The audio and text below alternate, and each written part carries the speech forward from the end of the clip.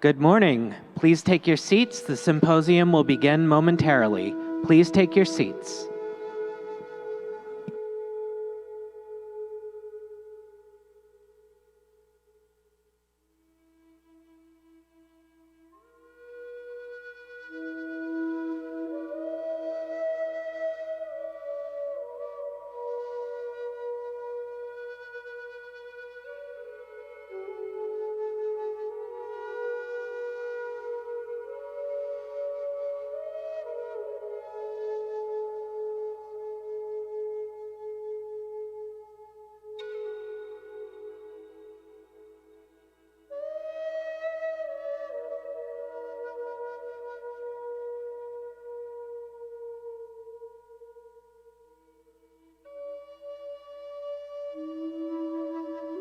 Please welcome to the stage the Heard Museum's Dickey Family Director and Chief Executive Officer, David M. Roche.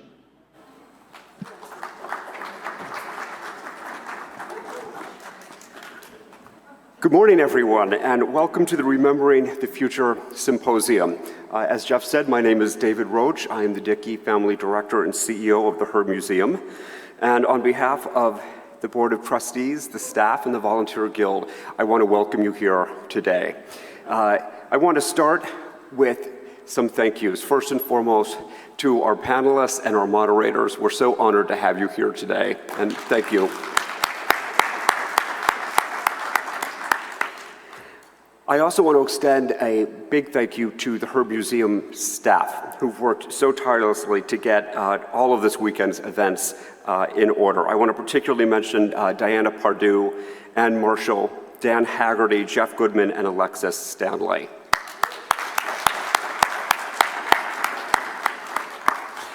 I also want to thank the Terra Foundation for underwriting this weekend's symposium. I've got a couple of quick housekeeping matters. Please turn your cell phones to silent. Photography is permitted, but please turn off your flash. The restrooms are outside in the foyer to your left, back through that door. It is now my pleasure to introduce Vilma Craig. Vilma was a Mellon Fellow for 3 years, and she's now an assistant curator at the Heard Museum. She's currently working on, well, at least 2 exhibitions, the upcoming Substance of Stars, as well as Heinalu, the art and legacy of Hawaiian surfing, which will open in January. Vilma will be reading the Heard Museum Land Acknowledgement, which was authored by Dr. David Martinez, who will be with us shortly. Vilma.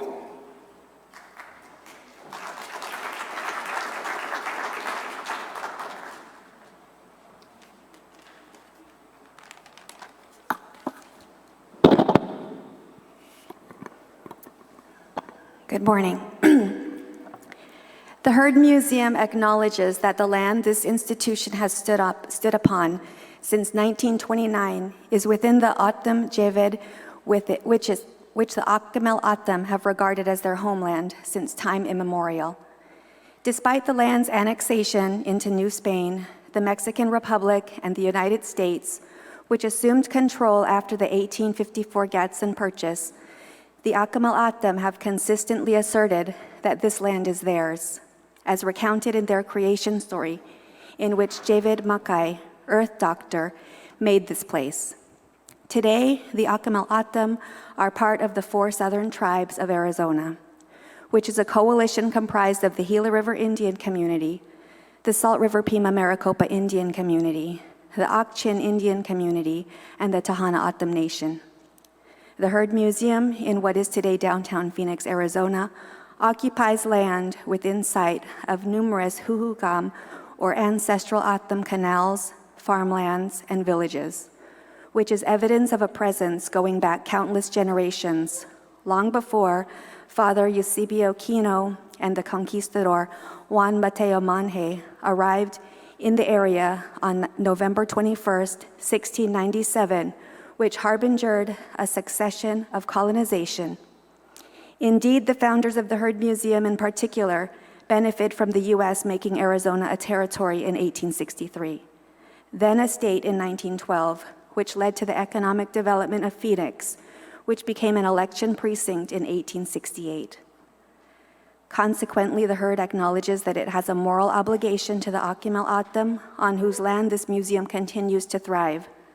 The latter is an addition to the indigenous peoples from within and well beyond Arizona, currently inhabiting the greater Phoenix metropolitan area.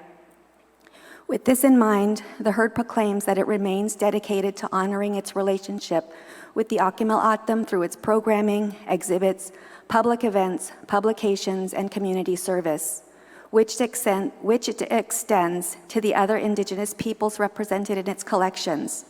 The Herd hereby proudly commits itself to a future of building, improving, and nurturing its relationships with the Akimel O'odham and other indigenous communities locally, regionally, nationally, and internationally.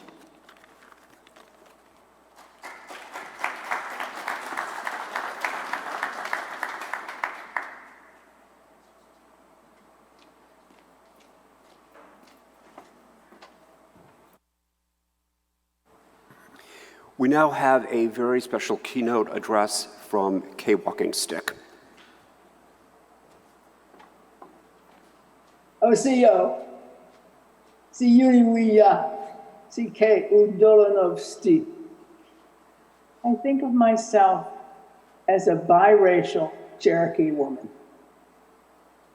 It is so nice to be with you all here at the Herd, even though I am spectral. The Herd has meant so much to me over the years and been so important in my career. I have made so many lifelong friends here. It's been a joy. So I say to you, greetings from the 20th century, because that's who I am. I'm a 20th century girl. Yesterday, you talked about the past 25 years. I'm going to tell you about some of the years prior to that. We have only been citizens in this, our own country, for less than 100 years. My father was 28 years old in 1924 when citizenship was granted to all the indigenous people of the United States. It was Calvin Coolidge who signed that. Like many other Indians, he had served his country in World War I, yet was not a citizen then.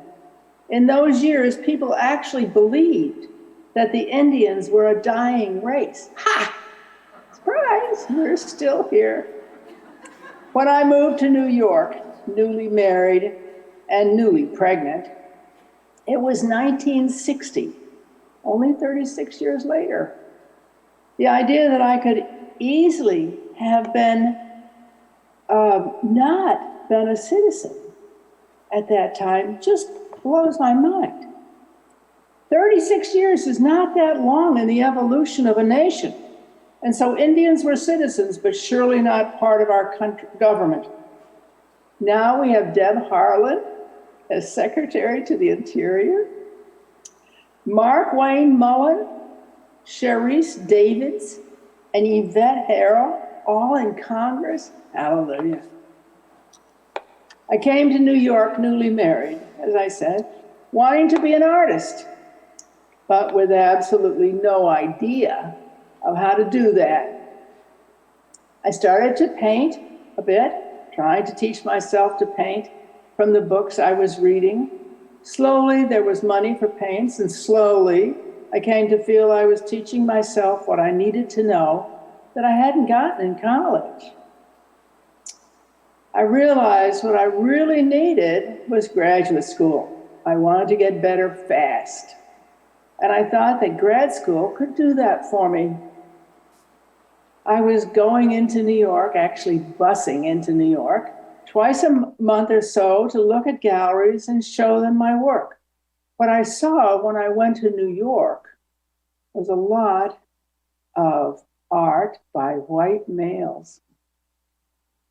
Women just weren't getting into the gallery system. You figure this was 1960. And neither were Indians at all. My mother told me it's a man's world, so all you have to do is be better than the men, And that won't be hard for you, Casey. She was so good.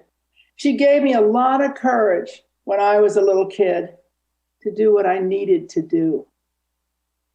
When I seriously thought about what I wanted, I realized that I wanted to be the best artist I possibly could be. And I wanted to help open up the mainstream art system to Native people. I had no idea how to do either.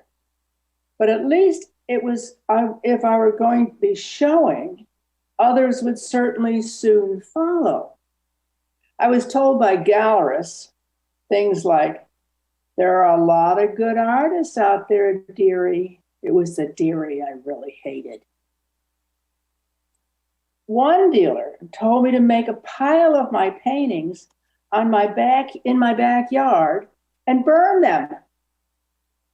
Those paintings are now hanging in the NMAI, and it does my heart good.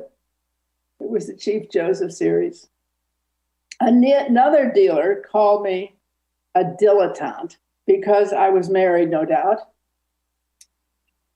But Ivan Karp, then working at Castelli Gallery, said that when he saw my name, he said he thought I was a Jewish girl from Queens who had changed her name, because after all, there are no Indians in New York City. And the most egregious of all was a woman gallerist who simply laughed at me when I told her my name. New York taught me to deal with rejection.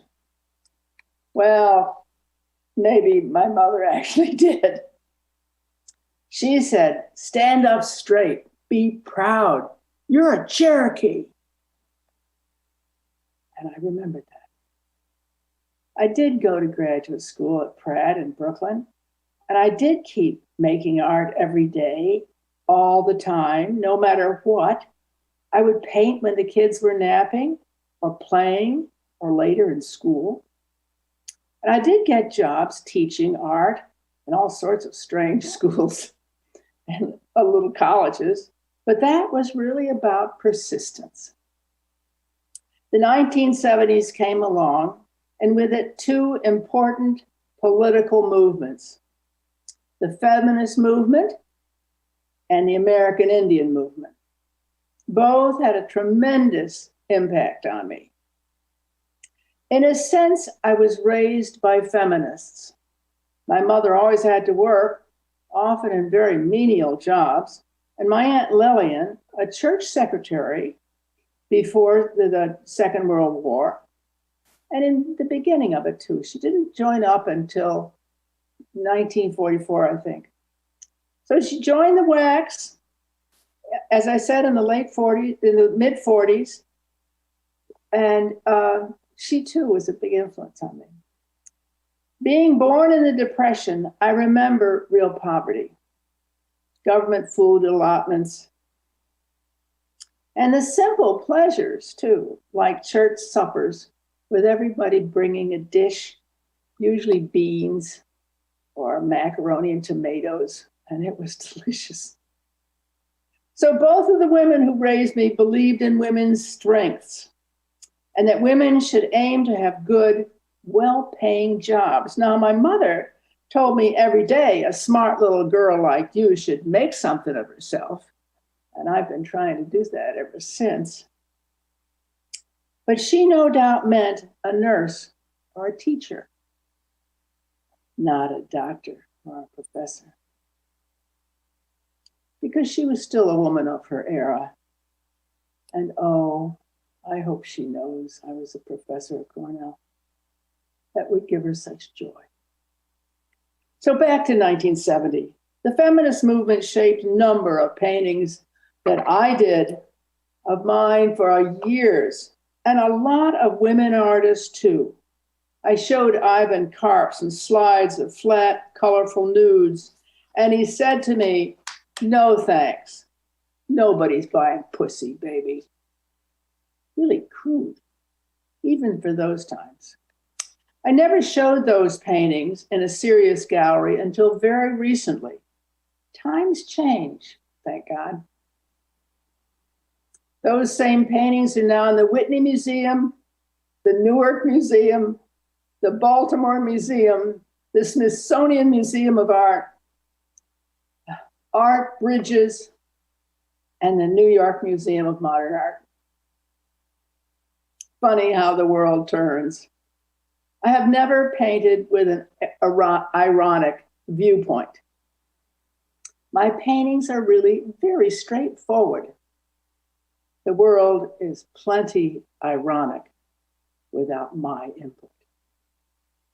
Also, during the 70s, while in graduate school, I started to investigate my heritage. It seemed like it was time to do that. I'd had babies, I'd marched for the ERA and women's rights, but had put off dealing with my father and my heritage, even though my mother and siblings talked about Oklahoma endlessly. So I started making paintings about what I knew, what I remembered, and what I read. The Chief Joseph series that the New York dealer told me to burn was made because when I asked my father to name a great Indian, he said, Chief Joseph, of course. The Chief Joseph series resulted. I only saw my father on a few occasions, so this was important to me. Over the years, I made a number of paintings and drawings related to Chief Joseph and the Nez Perce, and I too think of him as a great American.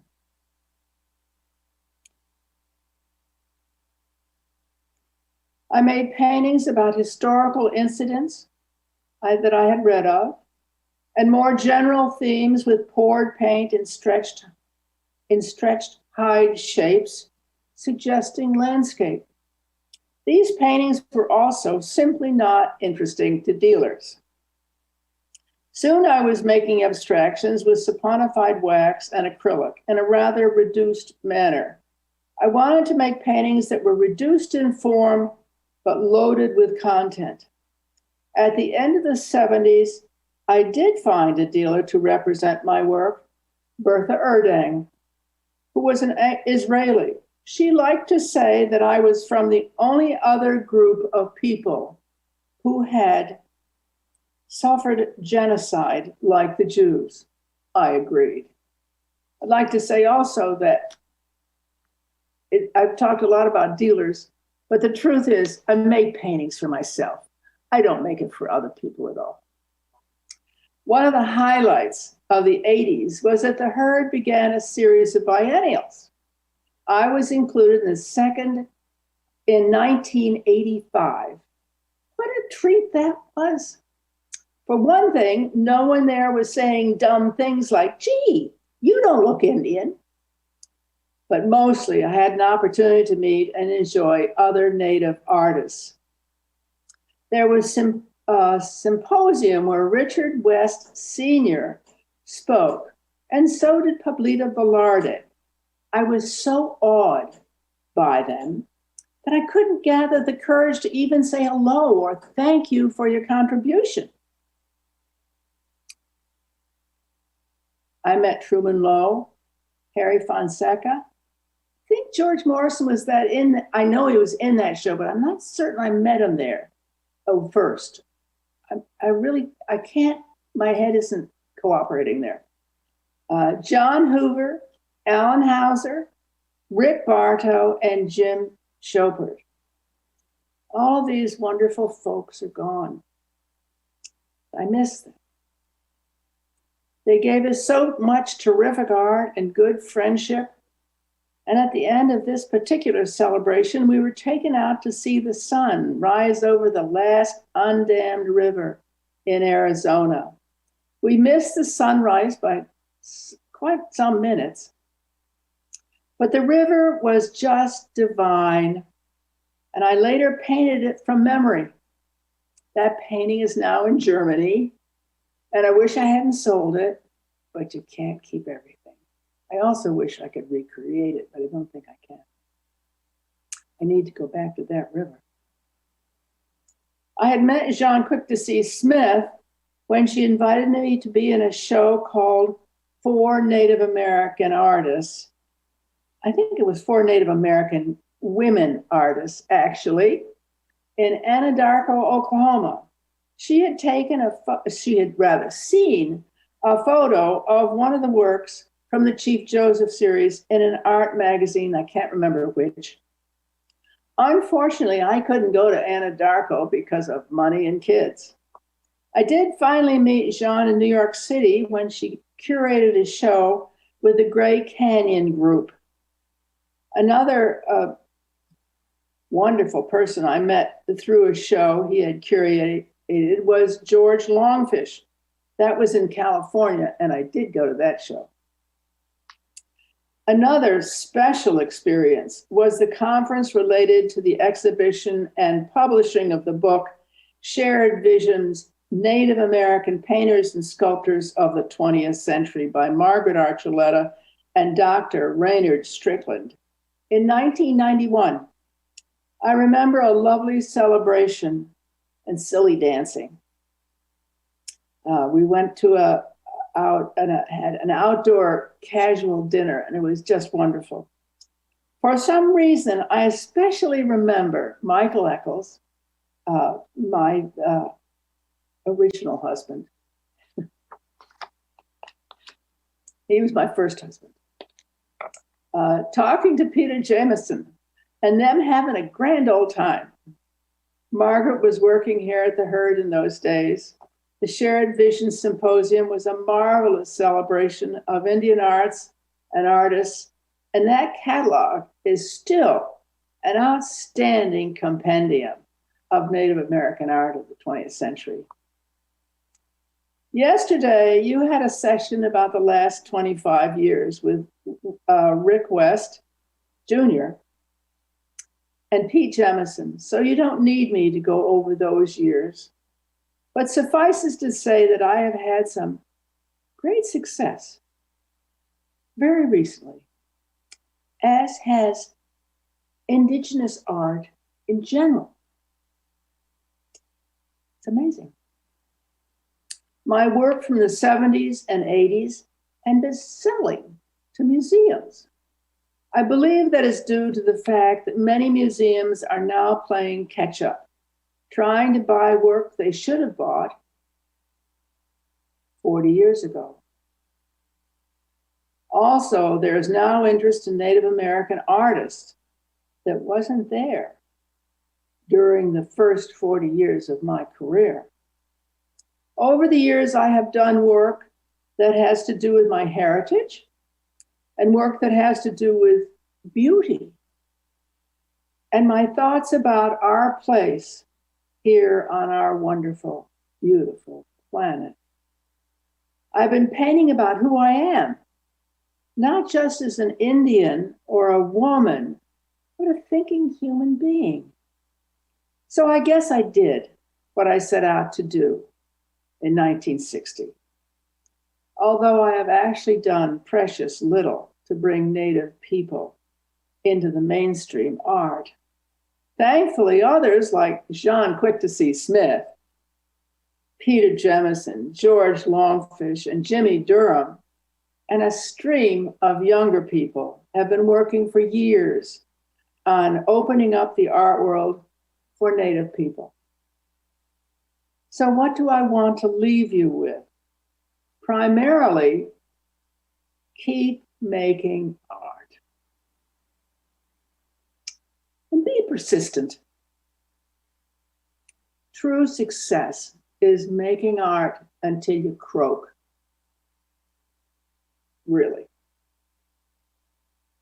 And most important, be kind to one another. Be kind to one another. Be kind to one another. Love one another. We are all one people. We Native people are brothers and sisters. But so are the whole world. All people on earth are brothers and sisters. So reach out to the whole world. We Indians have hugely important messages to give to people. So reach out. Thank you.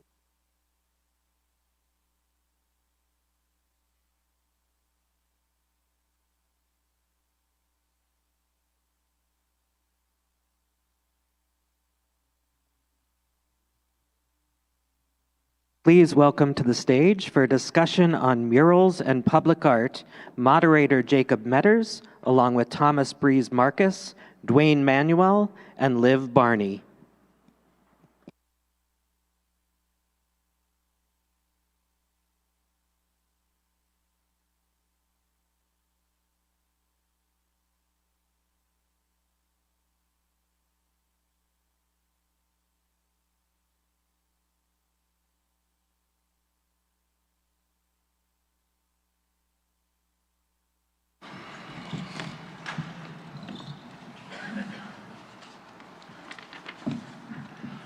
Winim Leda, Etunanim. Good morning, Howard. My name is Jacob Metters. I'm Machupta Maidu from Northern California, and I have three pretty amazing artists that I have the pleasure to moderate. What I'd like to first say is that I'm not from this desert. We have some O'odham people here and some in the audience. And I've been here for 14 years.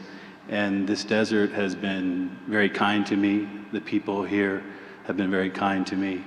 And I really appreciate that. I also really appreciate all the work I've done with the Heard Museum over the years. The Heard, no matter who's been here over the years, coming and going, has always been very kind to me. And Winim. So to get this started, basically, we're going to start off with Olivia, and then we'll go to Breeze, and then Dwayne at the end, and they are going to show some work, and they'll talk about their work, and they'll also give their own proper introduction, how they see fit.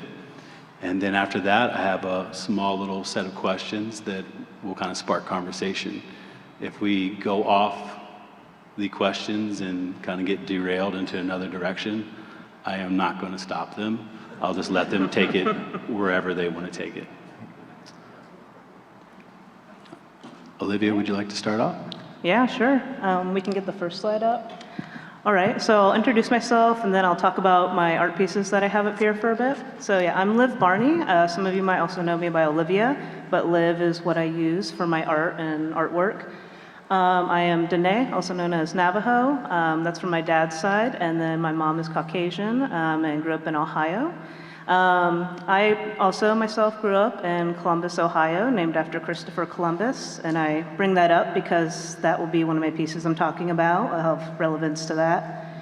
But yeah, that's a little bit about me. I mainly, grew up here in Ohio, and then I came here to actually work at the Heard in Phoenix about a year ago. I started as a fellow. And now I work in collections and curatorial here, but outside I do murals and public art, as we're speaking about. So to get into my first piece, actually, this is something you can see in downtown Phoenix, actually, probably about a 3-minute drive from here. And this is a part of a project called Uncontained. It is a series of indigenous muralists and artists, and there's a different one each season. So for me, I cover the summer, so I actually made it in April, May, and then it stayed up, and it's actually still up until the end of this month.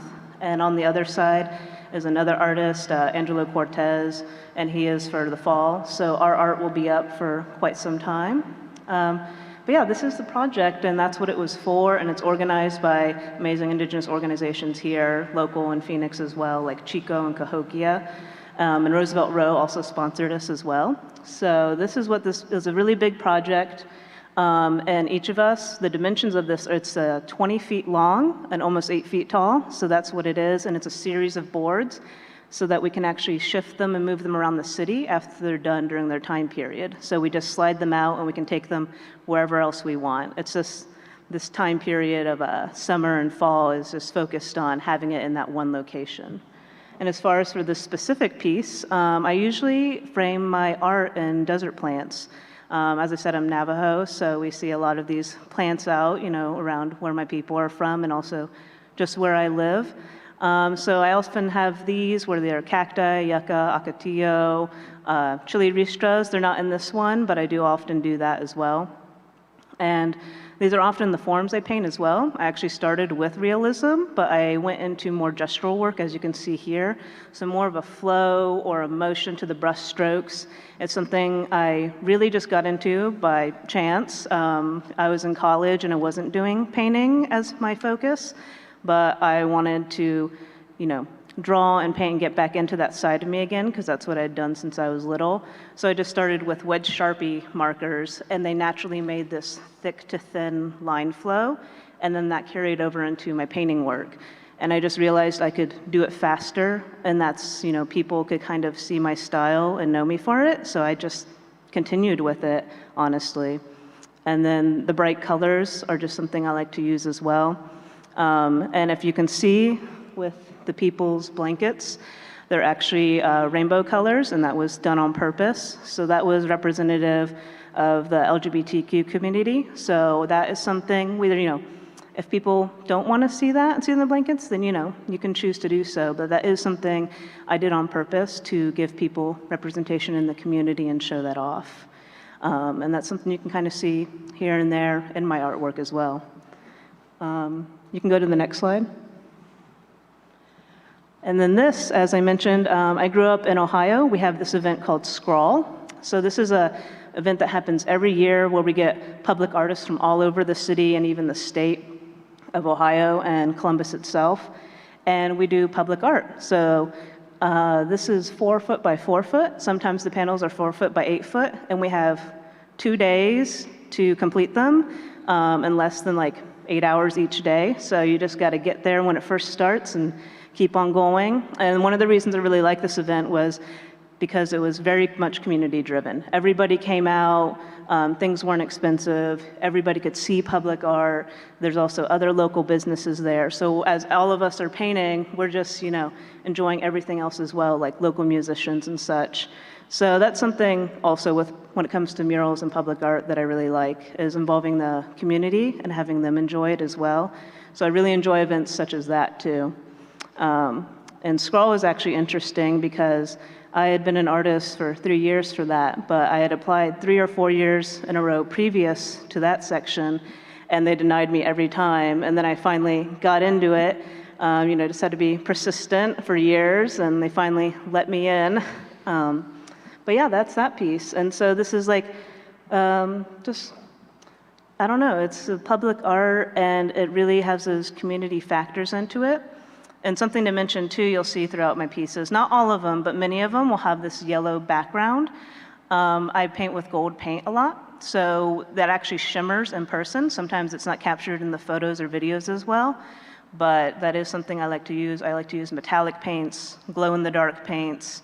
One of my first murals actually had glow-in-the-dark paint that was charged by sunlight, so when it became dark, you could still see the outlines of dancers, performers, and everything I painted. So I like experimenting with different materials too, and different types of paints. You want to go to the next slide? Yeah. And then I told you I come from a place called Columbus, Ohio, named after Christopher Columbus, and this is this piece that ties into it.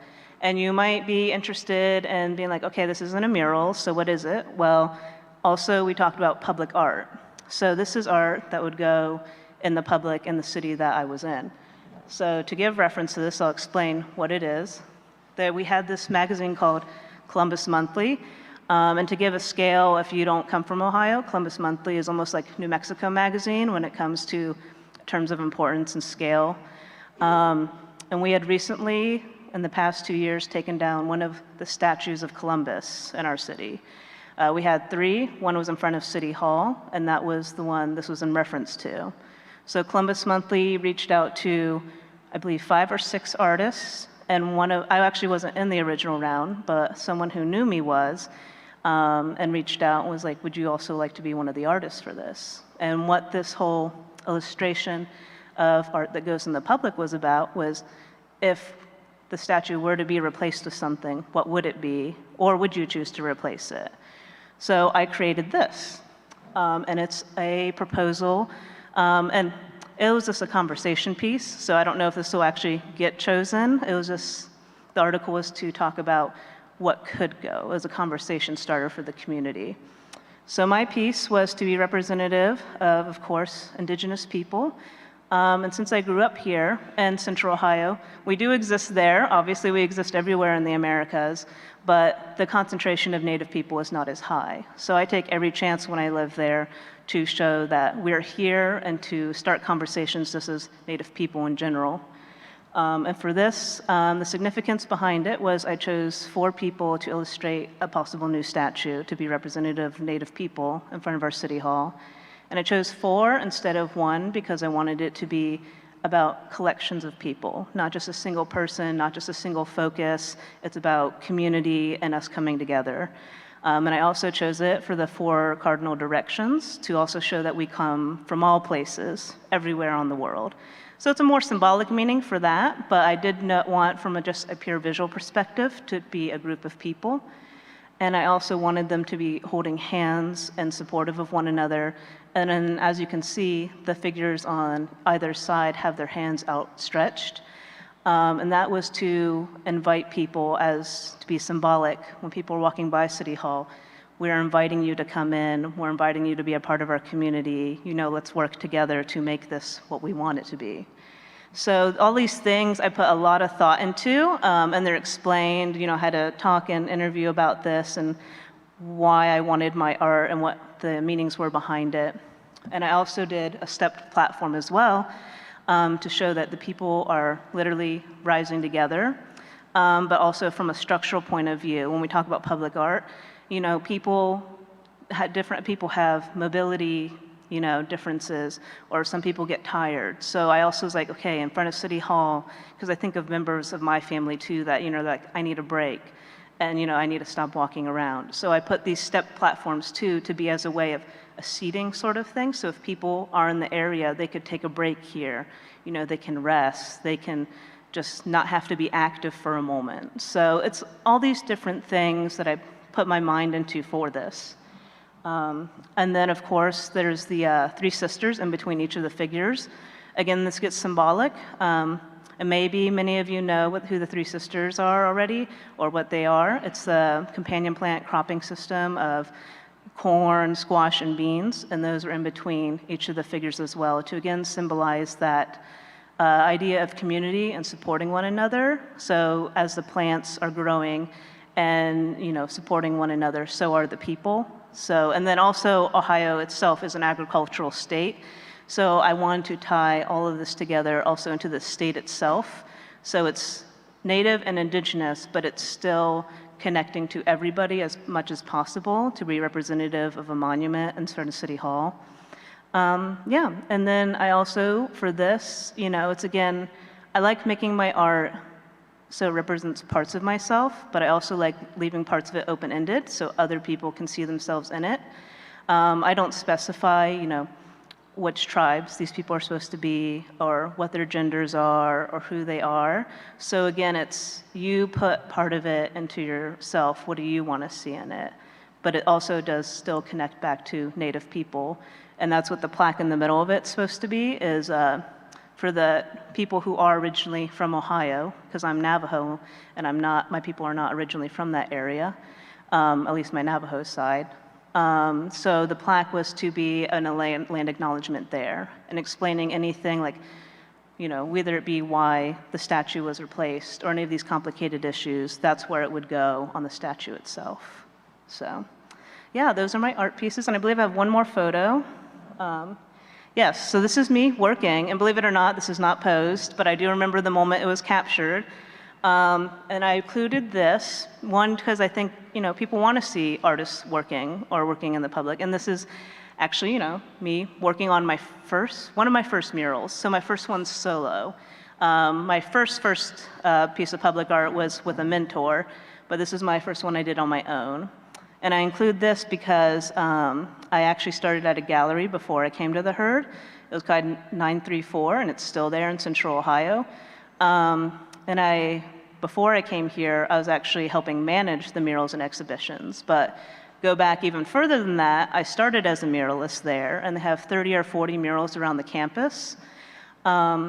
And the thing was, so one of my pieces, I mentioned Scrawl, and I mentioned how I was denied 3 or 4 years previous to actually getting into it. Well, then I went here because someone told me, oh, well, I know you can't get into Scrawl, but there's this smaller little gallery that's also holding something. And it's not as small now, but at the time it was. And I just kept emailing the people, and I was like, I know you have an open wall space, you know, so-and-so knows you're a gallery person, can I paint on it? Like, I'll bring my own paints. I just told him I just want to paint on that wall. And I was very persistent. I don't think I got a response 3 or 4 times. Again, it's that sort of denial or rejection, but I kept going. And eventually someone was like, okay, you know, bring your stuff. We have some scrap paint here, but, you know, bring your own tools. And yeah, that's how I got started. And then later I realized that muralists have a whole summer to paint their mural. I just did this in a day. So I was just live painting at one of their events. They have a festival where they play music. Again, it's that community aspect, like the Scrawl event I was mentioning. And I was just painting while everybody was enjoying, and you know, people would come up and talk to me. And I really enjoy that aspect of live painting, is the talking with other people. And even if they're not artists themselves, like I love talking to people who appreciate art too, and just explaining my thoughts behind things or why I do what I do.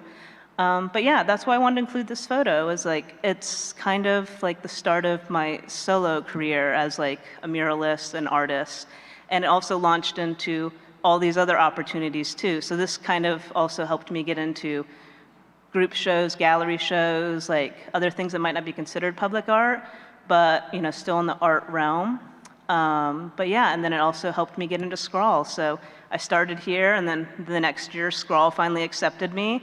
And then that's how that kept going too. So this is an important turning point in my life for public art and murals, but you know, just in general as well. And then after the fact, the person who helped me get in here and you know, finally said yes to me doing this mural, they asked if I wanted to help with exhibitions and murals and actually be on the managing side of that. And that's where I learned, you know, I also like to help people with that. I like being on the managing side of the art world as well. And I was able to help get other artists into, you know, the world, like help other people get their first chances and stuff. Because I didn't, you know, I don't want other people to go through maybe all the rejections I did. If I could shorten that in any way, you know, let's do it. So yeah, that's me and that's my art, so.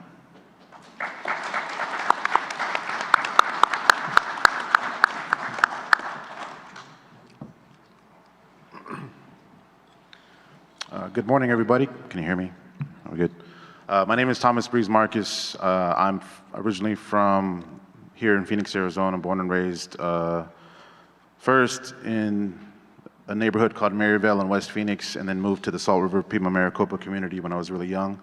I am an enrolled tribal member of the Tohono Nation, but I have my roots in Salt River, in the Salt River community.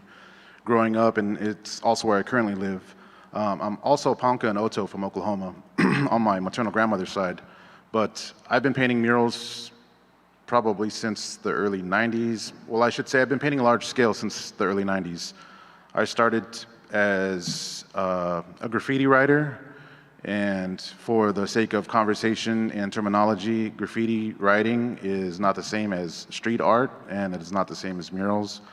Graffiti writing is main influence is lettering, typography, and based around the abstraction of lettering, which began in, well, depends on how far back you want to go, but I always pay respects to the 1970s subway graffiti movement of New York. And to fast forward, I probably got into mural painting about 20 years ago, slowly taking a break from lettering and trying to find a different, distinct, abstract style to develop basically where I'm at now and the type of work that I make, but also bridging it with my roots of being from these O'odham communities here. And oh, we included this piece, awesome. Thanks, Diana. Yeah, real quick, I guess I'll talk about this painting. That's kind of my background. I'm friends with this man sitting next to me, Dwayne Manuel. We're both from the Salt River community. We've also done a lot of work together based on O'odham identity. We've worked with young people in the Salt River community doing mural workshops over the years. Dwayne himself, I'll let him, he can tell more about himself. He himself is still a teacher, which is amazing because we need more O'odham teachers. But to talk about this piece real quick, this is an actual canvas painting. This is not a mural. 48 inches by 72, I believe, so 4 foot by 6 foot, and the title is Stars Over Chutakwahia. And this is going to be a part of the upcoming exhibit here that opens next month called The Substance of Stars. And for those that aren't familiar, you can kind of see it. It's maybe a little hard to see clear the detail, but all the intricate line work that is in sort of these geometric shapes in the light blue is what I've developed over the last 2 decades. And it's that taking the letter structure and typography and deconstructing it basically, and taking concepts and ideas of indigenous roots, and specifically O'odham roots of weaving and pottery and things like that, and just making something with your hands and making something out of nothing, and interweaving these different worlds and bridging past and present. And this specific piece, I guess we'll talk about it now too. It's based on one of many O'odham star stories on how the stars were created. If you're not familiar with the upcoming exhibit, I guess this is a promo plug right now. The Substance of Stars is based on indigenous stories about how stars were created. Well, specifically for us, I should say. I'm not sure about the other communities that are involved, but just knowledge about stars in general. And thank you, Sean Mooney and Diana and everybody else that made this possible at a very last minute thing. I want to talk more about this, but I'll spend forever on it. Can we go to the next slide, please? You guys will just have to come to the exhibit is what I'm trying to say. Here we go. So this is a cropped picture of a much larger mural. I sent this photo on purpose because of the focal point of this coyote face. And this section of the mural is maybe 12 feet by 20 feet, I think, somewhere in there. And the whole mural it varies in height. I think the tallest part is 14 feet, but the entire length of the mural is over 100 feet long. But I included this because of the importance that storytelling has for the O'odham here in this place that we're all sitting right now. Phoenix, I think you probably heard earlier, I heard it from the back room, sits on our ancestral homeland.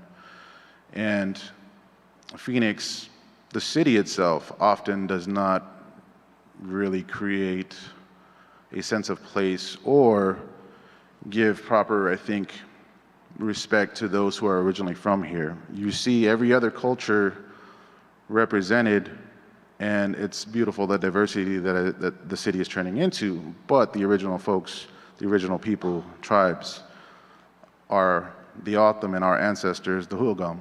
And so using imagery like this, the Ban, the coyote, it's a very specific, important figure in O'odham storytelling. And this entire piece, it's about, if you look it up online, I can tell you afterwards where to find it, or actually where to find it in the city. The entire painting is about how South Mountain got its name before it was South Mountain. And like the rest of the mountains around the city of Phoenix that everybody knows, very popular, like Camelback and Paestua.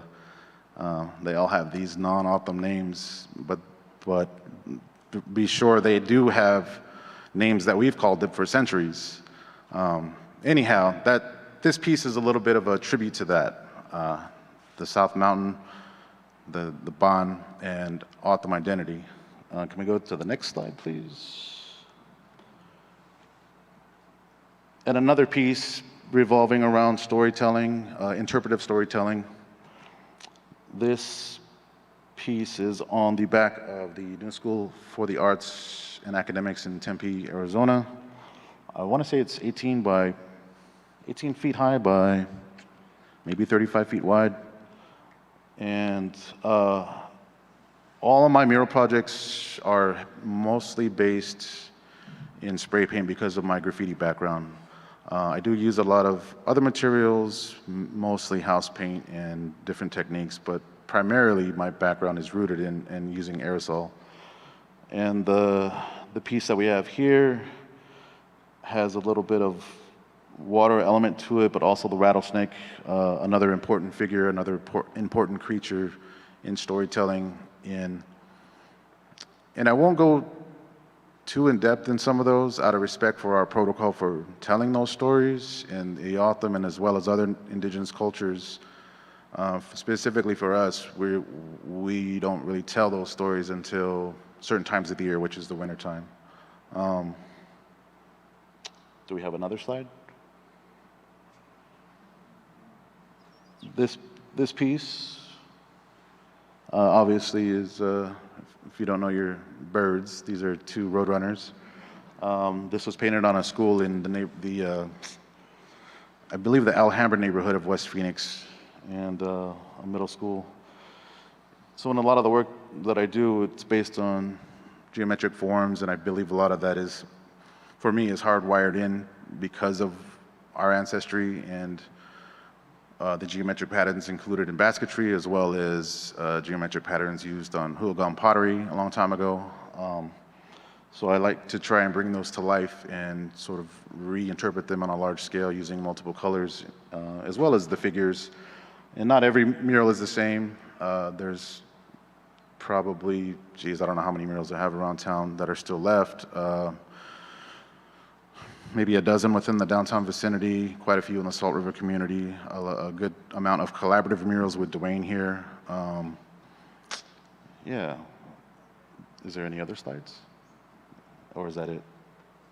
If that's it, then I'm going to cut myself off there because I'll keep going. And I'm going to give my partner here, Dwayne, the chance to introduce himself.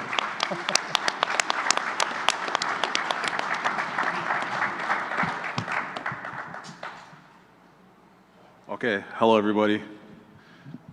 Can you hear me? You can take that off. Too. Okay, great. You can take it off if you want. Oh, can I? Cool. It should come. Yeah. Sweet, thank you. Oh, hello everybody. My name is Dwayne Manuel. I come from the Salt River Pima Maricopa Indian community. Born and raised on the Salt River Pima Maricopa. If you don't know where it's at, it's on the east side of the valley, past Scottsdale, next to Mesa and Tempe, and like that. So I've been an artist pretty much all my life. My earliest memory is drawing as a young child, and so it's just something that stuck with me throughout my lifetime, and eventually, made a career out of it as I move on in my life, and still do pursue it. As Breeze mentioned, I am an instructor of art, and I also trying to maintain a healthy studio life too at the same time. So this photo that I have here, or this piece, comes from a mural installation at the Tucson Museum of Art. I did this in 2019, I think, pre-pandemic.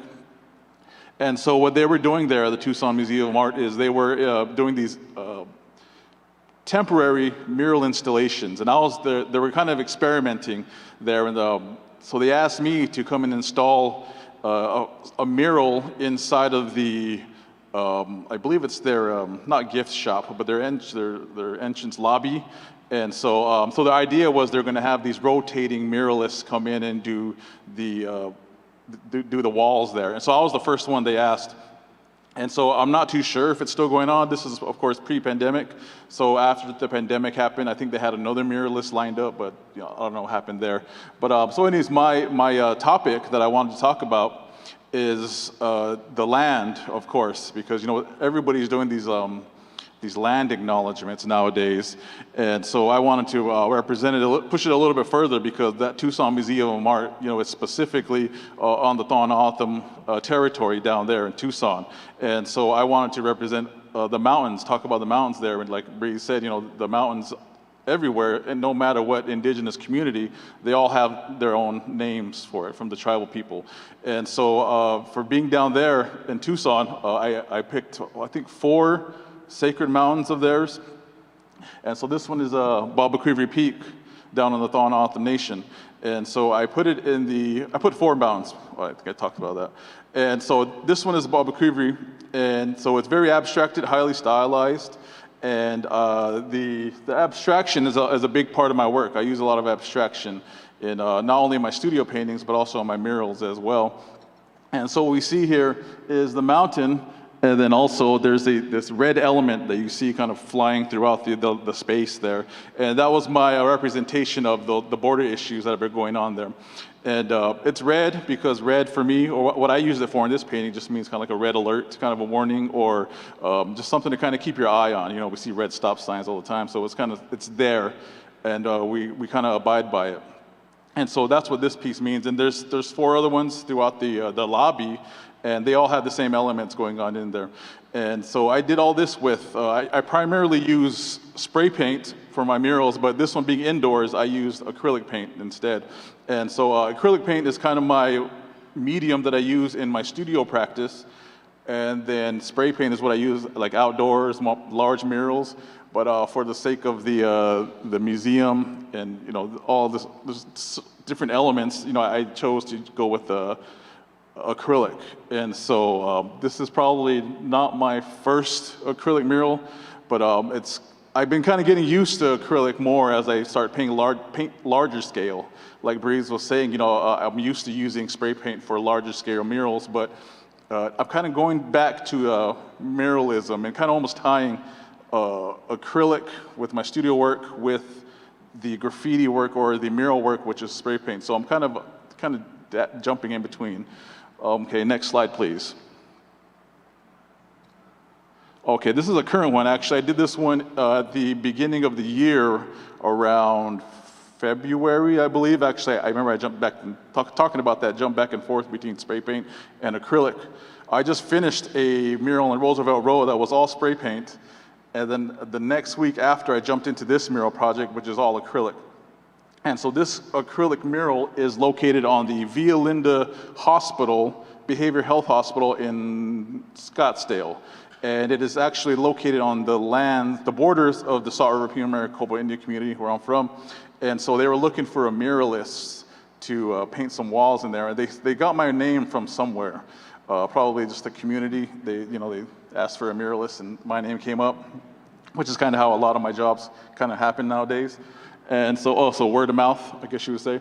And so what this one represents is, I call it Passages Onward. And what it represents is a few things. Mainly, I wanted to welcome the patients that were coming into the establishment, to the hospital. And so the figures there, the O'odham figures, they're walking inwards. And so to kind of make that connection with the people who are coming, visiting, I wanted to have them also walking inwards as well. And that way, there's a sense of community, togetherness, which is what the hospital wanted. They wanted the murals to represent togetherness, serenity, I think, calmness, and then, of course, the people of the land, or the people of the area, which is, my tribe. And so, of course, the people there are O'odham-centric, I guess you call it, maybe traditional O'odham-centric, more kind of more classic, I guess, when it comes to their body. And then the strategy I used for the painting, I like to call it sectional value, where not everything is perfectly blended from one darkness to the light. There are section from a dark section, a mid section, a lighter section, and of course the highlight section. So that sectional value is the way I like to pursue calmness and serenity, because your eye jumps from each value to the next, depending on when you're going from light, depending on if you're going from light to dark. Your eye is going to bounce, and that rhythm kind of sets in, and so that's what I represented, calmness, because when you get into that rhythm, you kind of sit there and just kind of just get into it, right? So that's what this painting is about. And so there's different elements in there. There's a red mountain in the back, which is a specific mountain again to my people, a sacred mountain, and then we have some water designs and these. I have a little ode to art history going on in there with the halo that's around both of the figures, as you see like in medieval art or like the early Renaissance art. They were use of halos around them. Of course, that was more religious, but this one I represented as the sun. So the sun's around both of the figures, and because as indigenous people, we definitely worship the sun, and it's a big part of our life. Next slide, please. Okay, this one, probably one of the largest acrylic murals that I finished, and this one's called Lady Justice. It's in the courthouse of my tribe in Salt River. It's all acrylic, and when they asked me about doing some mural work inside of this in our courthouse, they wanted a couple of things. Mainly, they wanted their mural there to represent justice. They also wanted to represent the people, and I think that might have been the main two driving factors when it came to these murals. And so I did a couple murals and then some large canvases for them, but this one is kind of the main one that's in their lobby. And for justice, I was like, okay, what can I do that kind of represents justice? How can I represent that in a wall? And I kind of thought, well, there's Lady Justice, of course, that we all know. And so, well, what if I just put an indigenous or O'odham spin on it and made her into an O'odham woman? And instead of instead of her scales being the metal brass scales, maybe she's has these baskets which are specific to my tribe, and those are used as the scales. And she's maybe some mesquite or some saguaro wood to use as the structure for the scale. And so I was kind of started playing with those type of ideas. And so she has the O'odham wraparound. Dress, traditional garb, I guess you would call it, and then the shells that you can see she's wearing, that Breeze and I are wearing, and so there's kind of those kind of elements going on in there. Then of course she's in the desert, right? The Sonoran Desert, which is where we're at, and to make the connection to the land, she's kind of coming out, almost walking forward, kind of moving the land aside as she moves, and so you see the cracking of the land in there. So that made that kind of connection between the O'odham, or Native Americans, and our connection to the land. And so with this mural, the largest acrylic mural I did, actually took me about a year to complete. And that wasn't consecutively working on it every day, but on and off. And actually I ended up injuring my foot because I had to be on the ladder so much in this mural. And I had to take maybe a couple of weeks off because I just stressed my foot out standing on the ladder for so long, because it's all brush, all acrylic. And if I used spray paint, it probably would have been a lot faster, probably would have been a lot easier.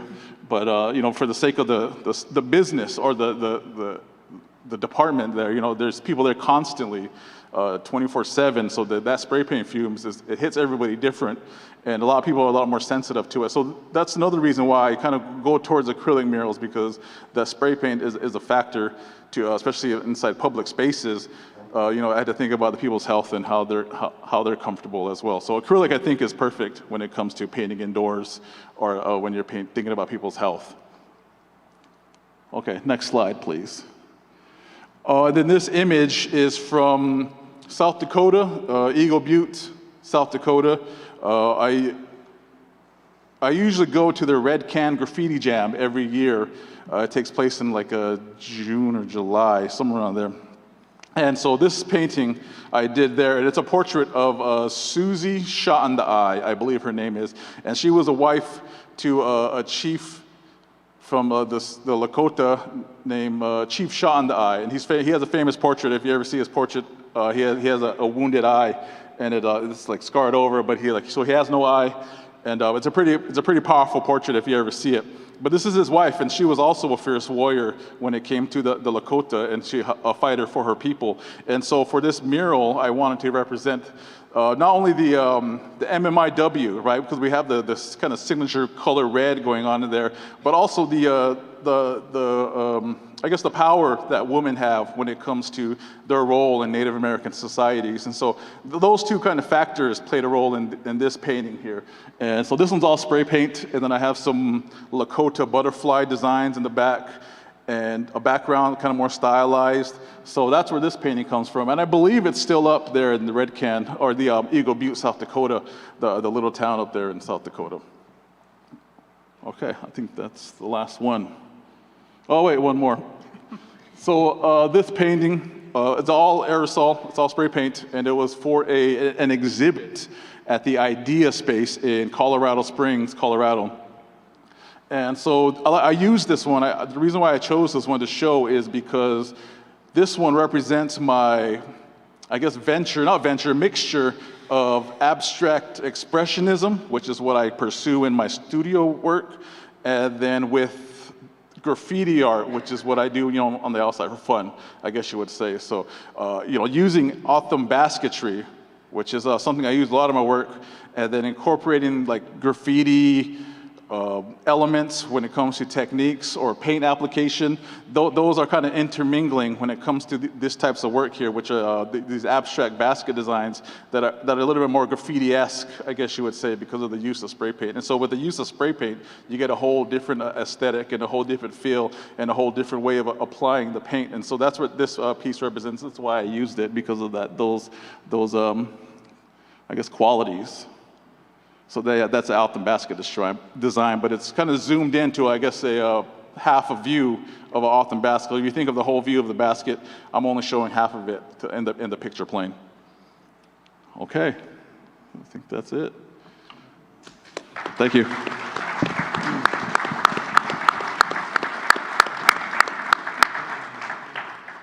So all three of you have traveled quite a bit. You're not doing work just in your own tribal territory, but you're also traveling into other indigenous territories to do work and work with other indigenous communities. And my question is, if you could kind of share with us protocols that you practice when navigating in and outside of these lands. Okay, yeah, I'll start then. So I think most, if not all of my art has been, none of it has been on the Navajo Nation for myself as far as public art has gone. Much of it has been in Central Ohio is where I created most of it. So as I kind of mentioned briefly, there isn't a high concentration of us in Ohio, of any tribe. And we don't have an official, even though people do have homelands there, we are not there's no official nations recognized in that area. So even though we do know who they are. So for me, it was on probably maybe in a different type of way. So what I tried to do as an artist, and then I can talk about as being a person who organized muralists. So as an artist, I just try to break down the door for Native folks. Because some people would be like, you're the first one I've met. That's a lot in Ohio. And then what I'll try and do is bring more in after me. So if I can find them, that's what I try to do. And then also, maybe not with Native specific, but people say, someone reaches out to me and is like, can you make a logo or a design or do a painting for this organization or this event? And often I do have conversations before I do anything. I'm like, what are you looking for? What's this about? And if I feel another artist is better, I do suggest other names. So I don't just take things blindly or just because I need an opportunity. If I feel somebody's better for the situation and I have a name or there's an organization I know, I do connect people to that. So I try my best to find the best artist for it, even if it's not me. Or connect them to the Native Center in Ohio, stuff like that. And then so as an artist, that's what I do.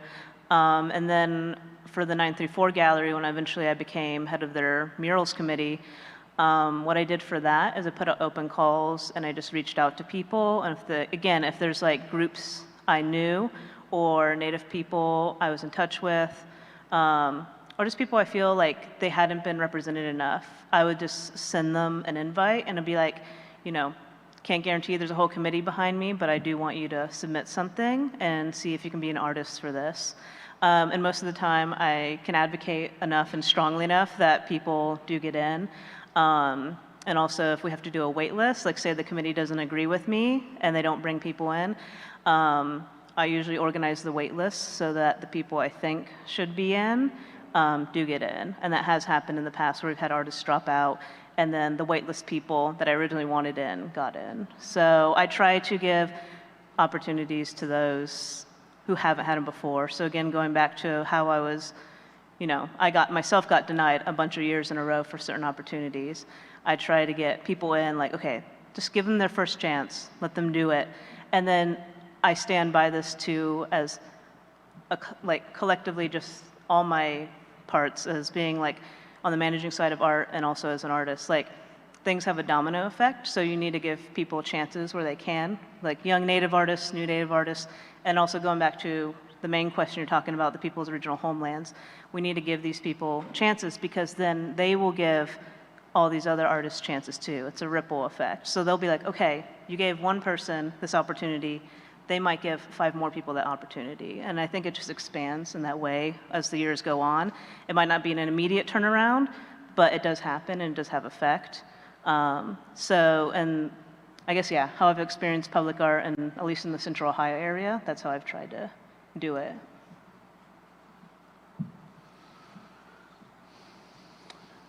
Well, I would say that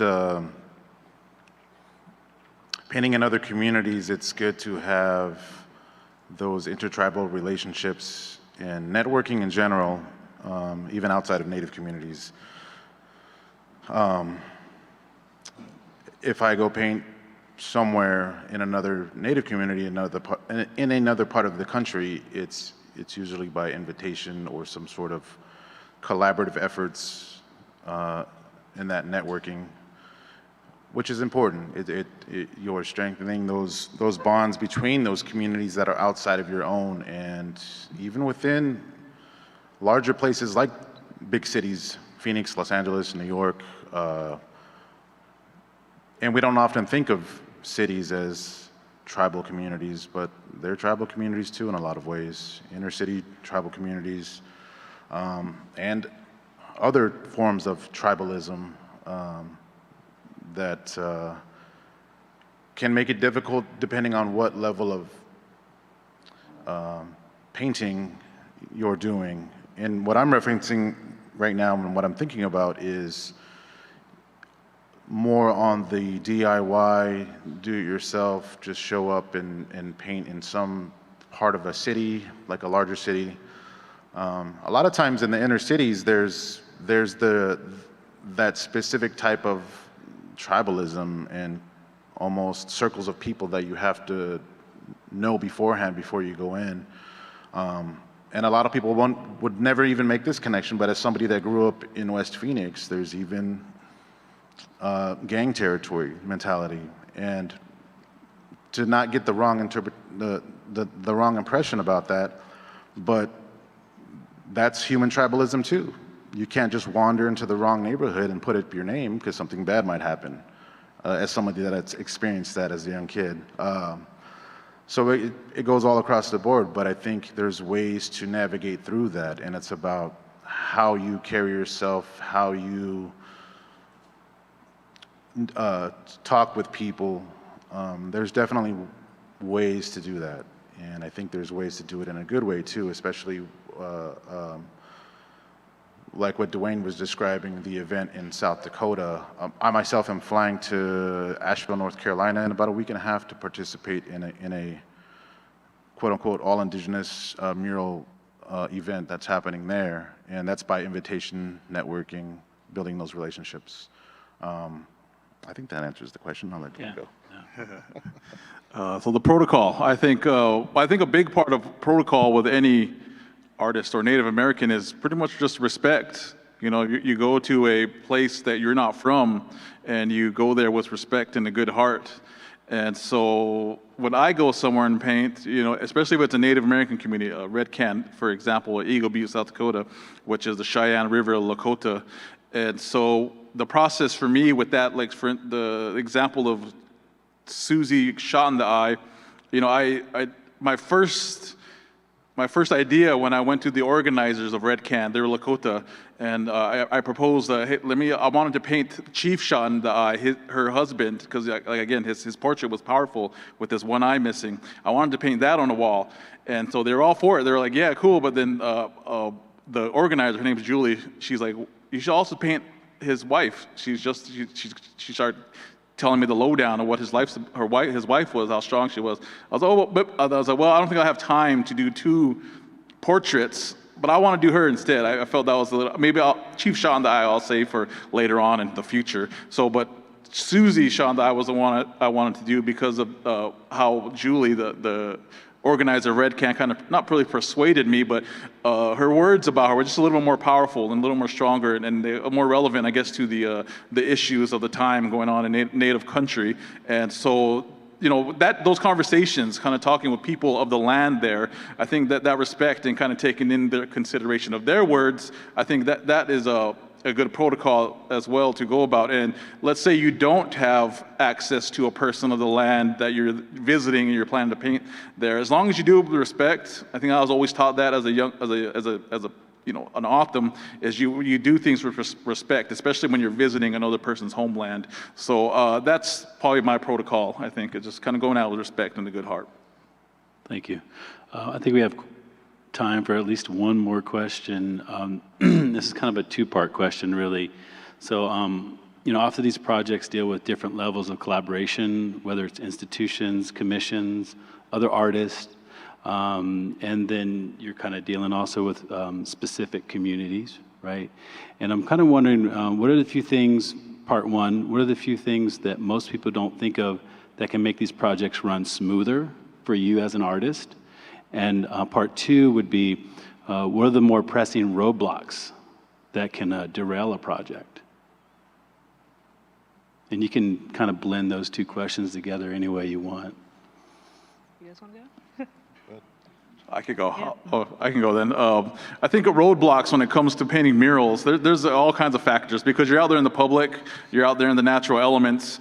There's many things. And one thing I want to touch on for me, that what happens when I'm painting a mural is this is a good and bad. I'm not going to say it's totally bad, but because the public, they're curious and they come to you and they want to ask questions. And a lot of times I spend at my wall, if I'm painting a mural, I spend a lot of time talking to the people that are there, which is good. I think that's a good thing because you want to know the people who live around the area. They want to know you so they can be comfortable with you. So again, there's that respect going on there. But there's a downside because it does take chunks out of your time when you're painting a mural. And so like I said, with the Salt River Court mural, being at the courts, the Salt River courts, I saw a lot of friends I haven't seen in a long time that were visiting the court, and I found myself, you know, just catching up with tons of people, and it was always, sometimes it was one after another.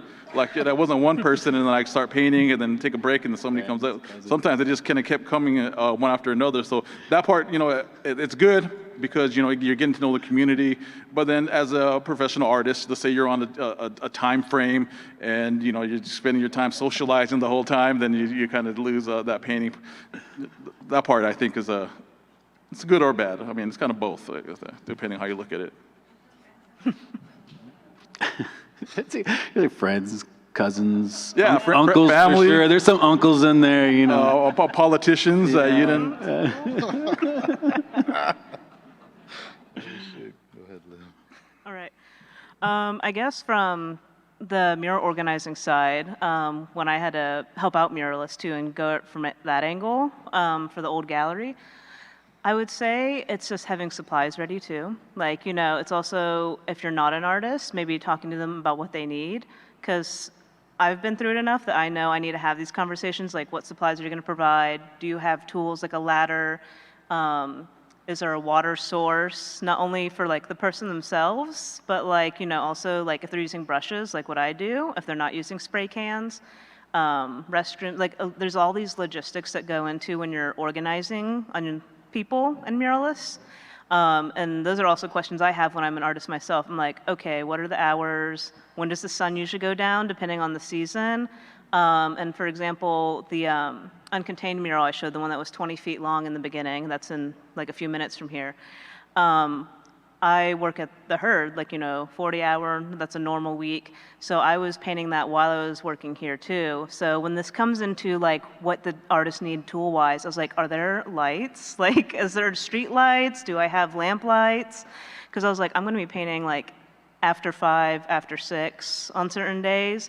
And so like, for me as an artist, I had to set up these like, those like lamp lights you have that like, if you have like a lizard or a snake, that sort of thing. I had like 5 of those that they provided and I just set those up. So for me, I think of a lot when it comes to questions like, oh, difficulties that might kind of come up and stuff. It's like making sure as an artist you know what you have, but also if you're the one asking, make sure you have that set up, and also know that if you're asking somebody to do a mural, if you don't have maybe those tools or a water source, there might be conversations and maybe something can't be done. So I think it's also being accommodating and just like, having listed out what you can provide. So, yeah.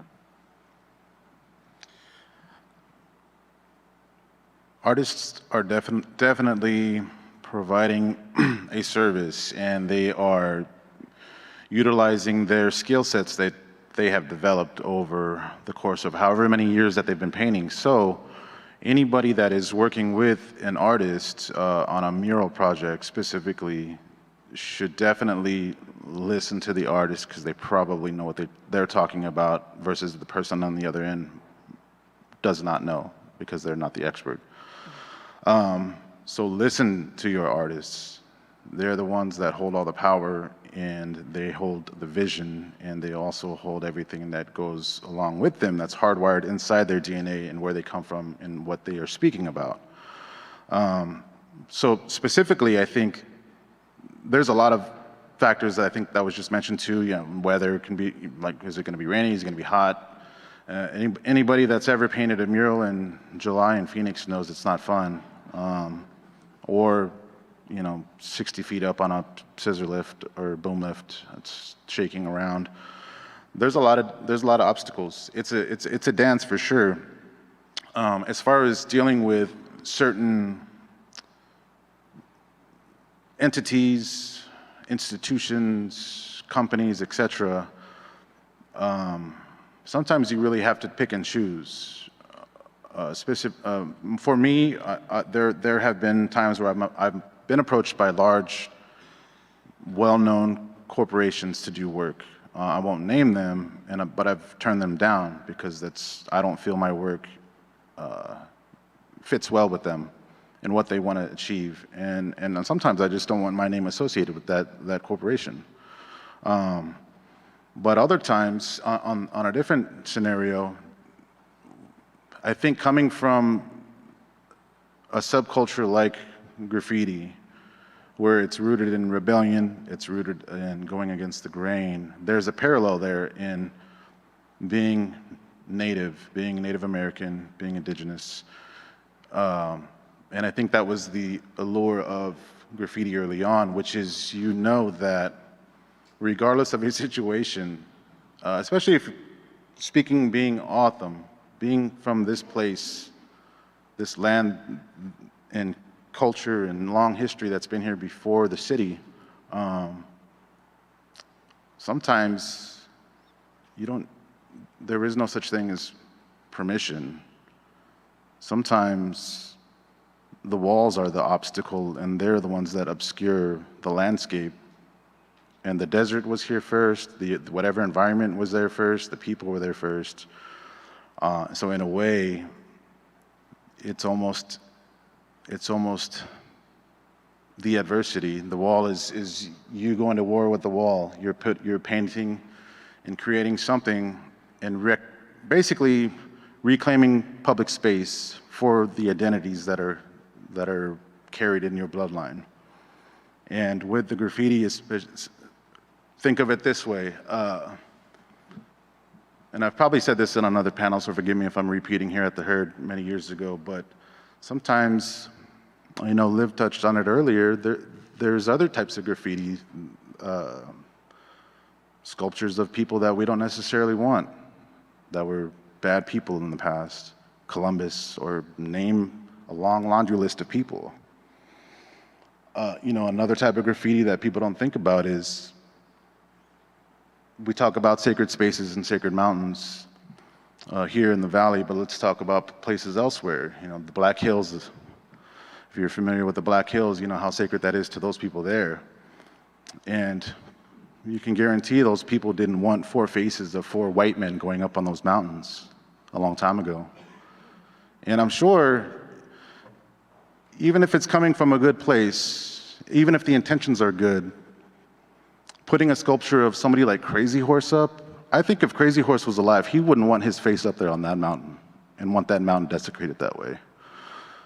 So there's always a different perspective, and it's a lot to think about. And I'm going to leave you with that. So thank you for having me.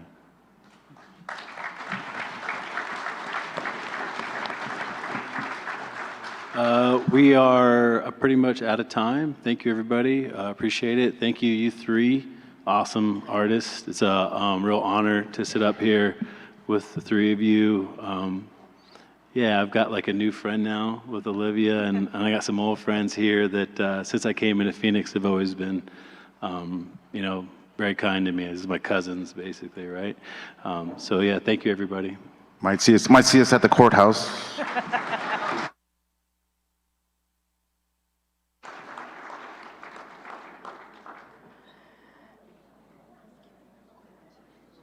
Ladies and gentlemen, we are going to move directly into our next panel. There's one more panel before the lunch break, so please stick with us. We are going to start the next panel momentarily.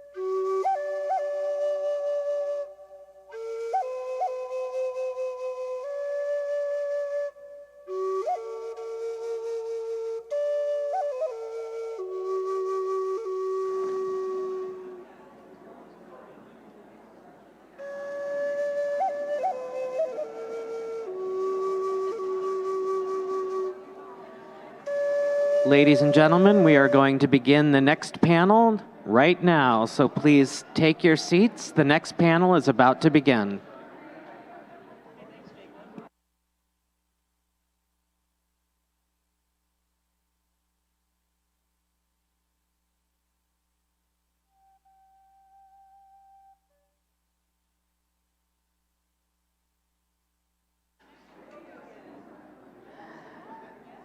Please welcome our next panel to the stage for a conversation about technology, moderated by Dr. Henrietta Lichi, with Kara Romero, Stephen Yazzie, and Michael Namingha.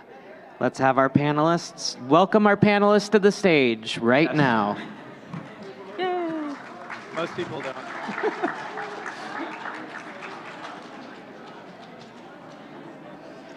Good morning, everybody. I guess they want it. Just a short hour before you get lunch. Good morning. My name is Henrietta Lichi, and I'm privileged to be the moderator of this session. I'm joined by three outstanding artists who may be familiar to you, but whom I will introduce in a moment. I am a European transplant to this country, and therefore, at multiple levels, I am a guest. And so I wish to pay tribute and recognize my hosts.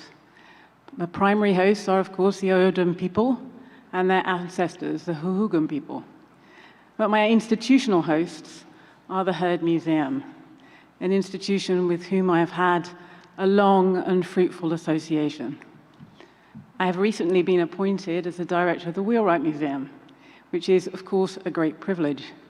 And I owe some of that privilege to the fellowship and support of the Heard Museum over 25 years. This session is about technology.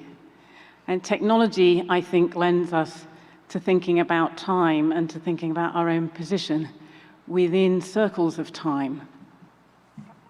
And I think these gatherings, the gatherings that, in this instance, the Heard Museum has very generously hosted, is about us thinking about how we reflect on a field, how we reshape the field, and how we remake it for the future. And of course, in that sense, technology is a perfect topic. So, the artists who are joining me today are on my direct left, Kara Romero, who is a contemporary fine art photographer, raised between the contrasting settings of the rural Chemehuevi Reservation in the Mojave Desert, California, and the urban sprawl of Houston. Since 1998, Kara's artistic oeuvre has been informed by formal training in digital, fine, and commercial art. She maintains a studio and a gallery in Santa Fe. Next is Michael Naminha, a Tewa Hopi photographer who graduated from Parsons School of Design in New York. Raised and currently living in New Mexico, his work merges realism and abstraction. His Altered Landscape series is the series that we are particularly looking at today. And Stephen J. Yazzie, who is a member of the Navajo Nation and a veteran of the Gulf War. Currently living and working in Denver, Colorado, Stephen is a multidisciplinary artist working in painting, installation, video, film, and community. He is one of the founder members of the art collective Post Commodity.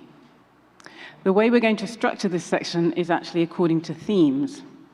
And so we're going to start with a discussion, and then we're going to use a set of other themes to trigger presentations by the panelists.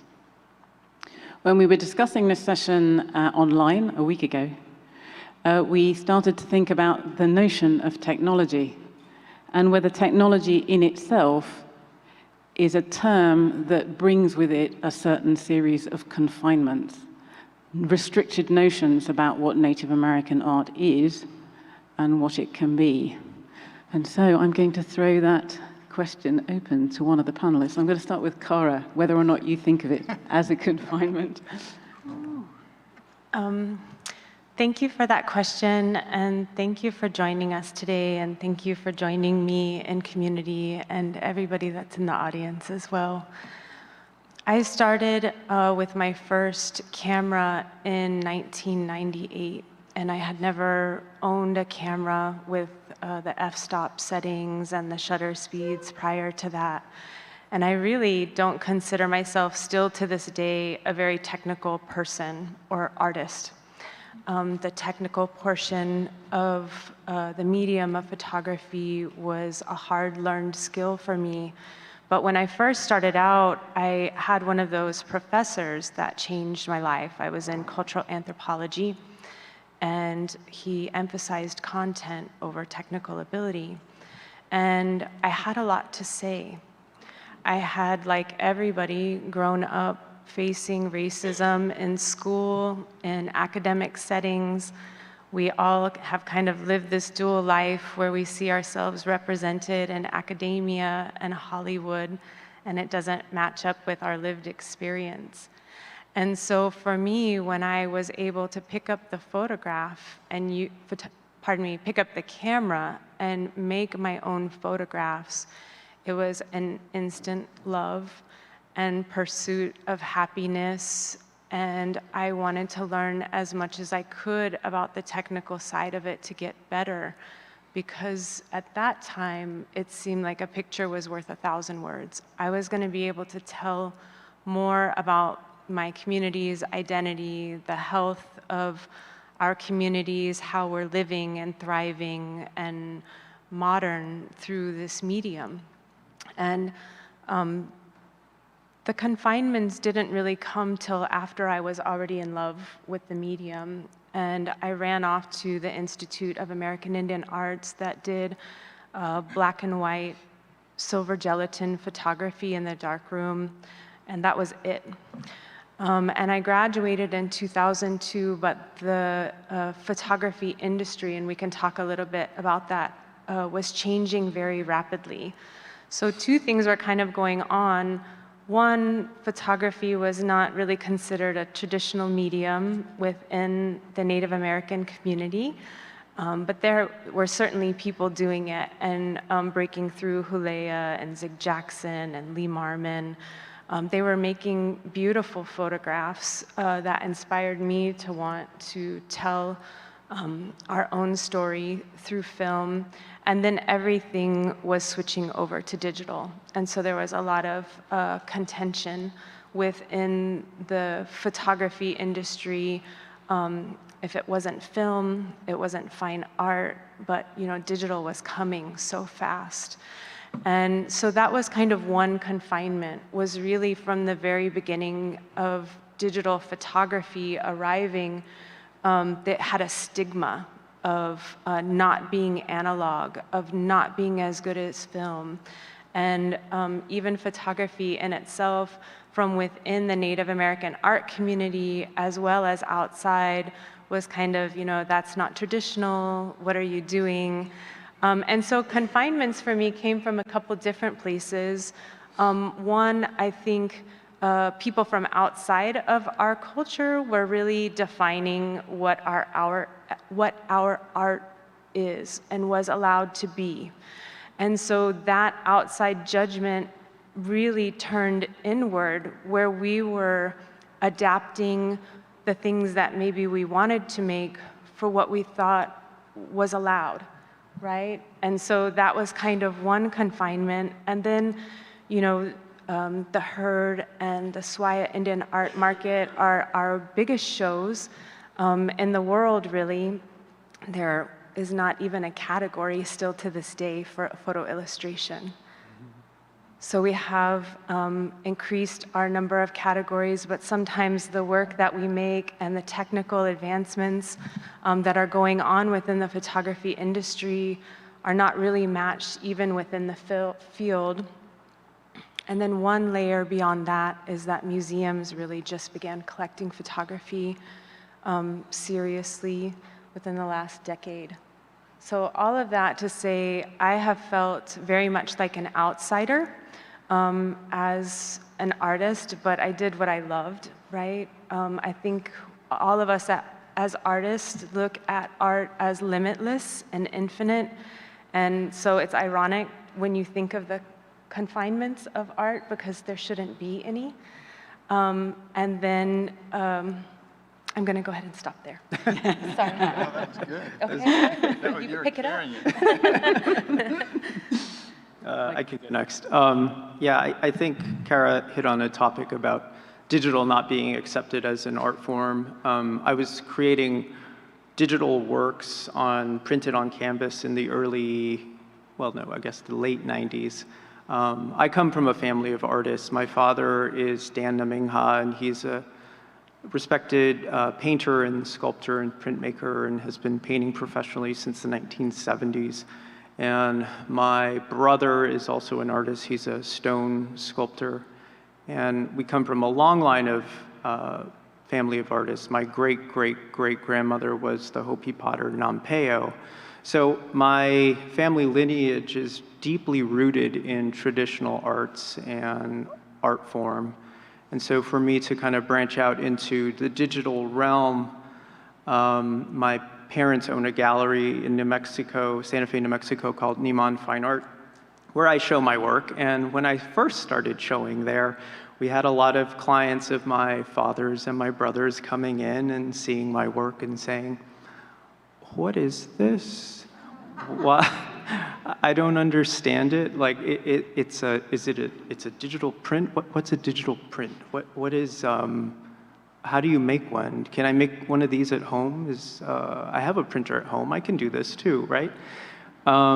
So in that respect, it really helped me to want to push my practice to help people better understand the digital process and how artists can utilize that to create their voice and to create a body of work that people can respond to and hopefully be inspired by. And I'll get into kind of my own process in a few minutes when we go over our work individually.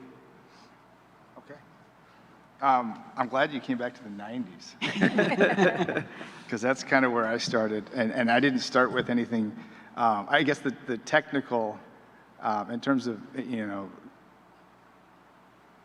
the limitations, or a lot of that was really, of our own making, I think, in a lot of ways. I come from a painting background, and so, of course, the only thing in the painting world at that time in my circle was whether you were using live models or the grid method or projections, in terms of that being, if it was live or you were painting from, without any other technical devices or source material, then there was something more authentic about it, or something more real. But I think we also think about that time in the 90s when so much of the technology was changing, the dot-com, the balloon happened around 2000, it peaked out, but all this subsequent technical innovation around filmmaking and cameras, and even just innovation that I think has inspired us, since that time.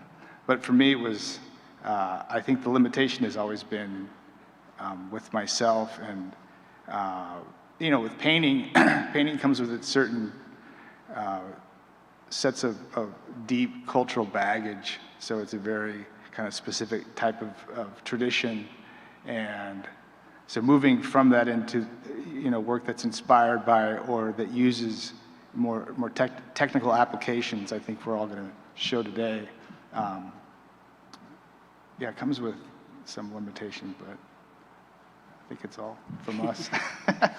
And so during our conversation, we then moved from the confinement towards technology being infinitely adaptive. So if technology is a confinement at one, that's because of our perception of it, but actually it's infinitely adaptive. And I think you, Cara, talked about it being very accommodating to the full range and richness of native expression. And that's the moment when we're going to show the video that you have and some of Cara's work, and then you can talk through it. Yes, and we're going to start with the final piece that I wanted to talk about, because I was sitting thinking about what I was going to say before I got up here. And I said, let's start with this piece, and then we'll go into the video. We talk about these ideas of technology. It really is a conversation that we have a lot around the home and within our communities about ways of looking at culture and how our culture changes and how we're interdependent on the old growth nature, our slow growth nature as Native peoples, that we deeply depend on the traditional ecological knowledge of each of our communities, our indigenous science. So technology is corn. Technology is pottery. Technology moves along with our culture, not to be looked at like a pond that existed in time, but instead as this river that we're flowing through in time, and we're picking up new technologies, and we're using kilns, and we're using different forms of silversmithing, and we're telling our own digital stories, through all of these different mediums. And it was Jamie in our conversation that says, we're just doing what we've always done, right? Picking up tools and indigenizing them and making them make sense to us in this, dual world that we're living in. I wanted to take a little bit of time because I think a lot of people don't know what it is, the process of making a photograph like the one that you see up on the screen here. So I wanted to do a short deconstruction of the process. I started out in film with the mantra of everything must be done in camera, meaning lighting had to be perfect, exposure had to be perfect, and there have always been kind of tricks of the trade, ways that we work in post-production in the darkroom to either stack negatives or burn or dodge or obscure to make the reality of the photograph more of what you want it to be through manipulation. And with the advent of Photoshop, that has really become limitless. So I really liked what Rick said yesterday about don't take it too far, right? Maybe I have sometimes taken it too far, but I think that that's right. I think that you can take the photo illustration too far so that it kind of corrupts beauty and the core of what photography is, right? I think you could take Photoshop too far. So in this piece is, you know, a lot of technology wrapped up, and it was about indigenous futurism, and I've been watching the genre and the movement and appreciating so many people's takes on it. And as we imagine futures, I think a lot of people are thinking about, you know, the hyper evolution of technology and Bluetooth and, you know, where our world is going to be. But I think for us as Native people, our highest science is still things like corn, you know, and the making of traditional regalia and the interdependence of all of our first sciences to the health of all people and planet, right? We're not going to go anywhere with technology without the first technology of Mother Earth and the sophisticated sciences of indigenous peoples. So I wanted to show how I made this piece. We'll start out with a film, a short film.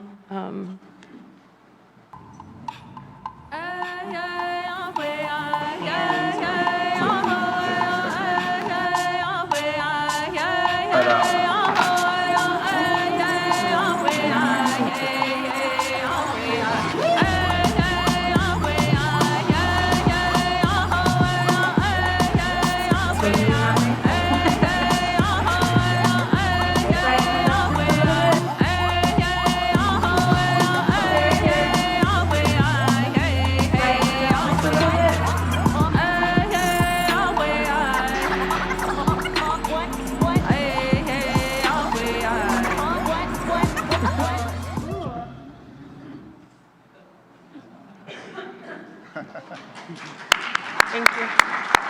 That was done by Wes Cunningham. He's an amazing videographer from Oklahoma, from Choctaw. So this is in the contemporary industry what we call the raw file. This would be the negative, right? The equivalent of a negative on 35 millimeter film. This is where I start, and I'm looking at the contact sheet, which is, you know, all on digital medium now. It used to be contact sheets if you're old school photographers in the audience, but the process is really the same. You're looking through each image and you're finding the very best one out of hundreds of images that have it all going on. It's all there in this piece, and I know once I see this image where nothing's been changed, that I have all the information there. Used to be on a negative, we called it information on the negative as well. All the information is there in this digital negative that I know I'm gonna work with. Next slide. And so I begin to mock it up and say, yes, this is what it's gonna look like when it's cropped. And then I really let the photo illustration begin. And for me, photo illustration, I think, is what you were getting at, Henrietta. It was at some point in my journey, the great liberator of, I think, reading Louise Erdrich's books and these ideas of magical realism and supernatural in everyday life of indigenous peoples and the importance of the reality-based nature of photography, but, you know, our imagination as Native peoples and how we believe all these things are going on in everyday life. And go ahead to the last slide. And so I just go for it. And I take out all of the fishing lines so that the corn is weightless in space. I've added several star layers so that it looks just so. And then the printing process is very different from the darkroom, but you would be surprised how many similarities there are as well. That's it. That's great.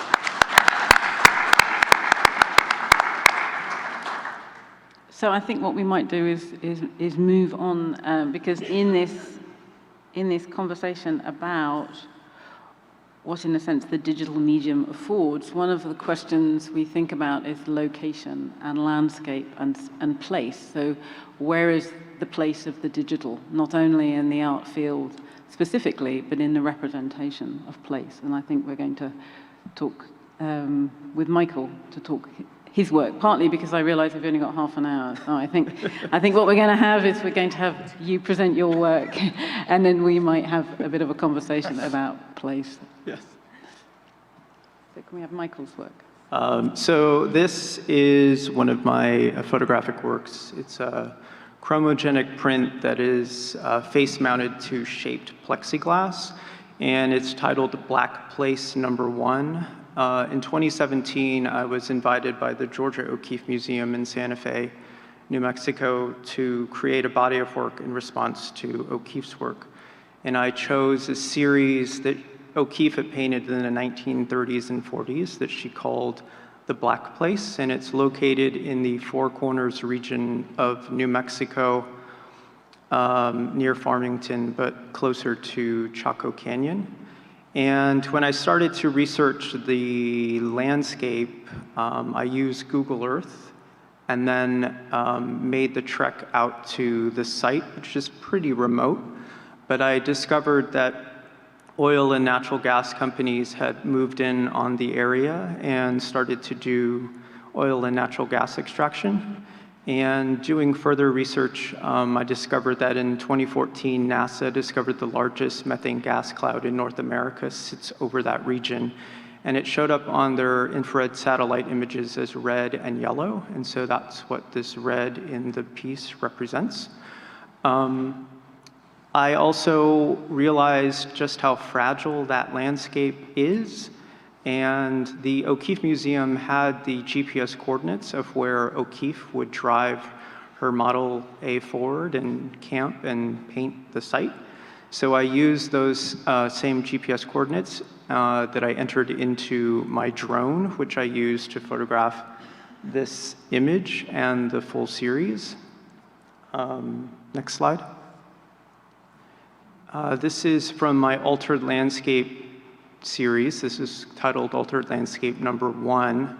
I was in a program in New York City. It's probably the only museum-led artist incubator in the country called New Ink at New Museum. And it was a year-long program, and it was very hard for me to think about my own work, which is deeply rooted to the landscape that I grew up in, which is Arizona and New Mexico. And living in New York City, I was trying to create a body of work, and I was just missing the mark every time I tried. And toward the end of the program, this was in June, there is a phenomenon, I don't know if you call it that, in New York during the summer solstice, and it's called Manhattanhenge. And it's when the sun aligns with all of the major avenues like 34th Street or 14th Street. And so the sun lines perfectly between the buildings, and it's kind of the perfect opportunity to take a photo.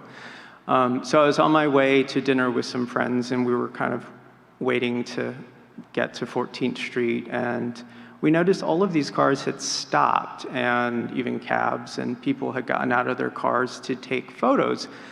And I've lived in Manhattan for a long time, and this was kind of the first time I've ever seen that, and I thought, this is weird. So we came around the corner, and the reason why everyone had stopped was because the sun was this really intense orange-red color. And the reason was there were fires in Canada, and the fire smoke had drifted down over Manhattan and had settled. And so during that sunset, it had created this really surreal experience for us picture takers. And so when I got into the studio the following day, we were all talking about it, and I started to think about the Western landscape that I grew up in and how climate change has really affected a lot of our fire seasons during the summer, and they become more and more intense. And so this piece is representative of that phenomena when the sky turns this kind of surreal color due to the intense fire seasons due to climate change. Next slide. This is my last from my Altered Landscape series. It's Altered Landscape 15.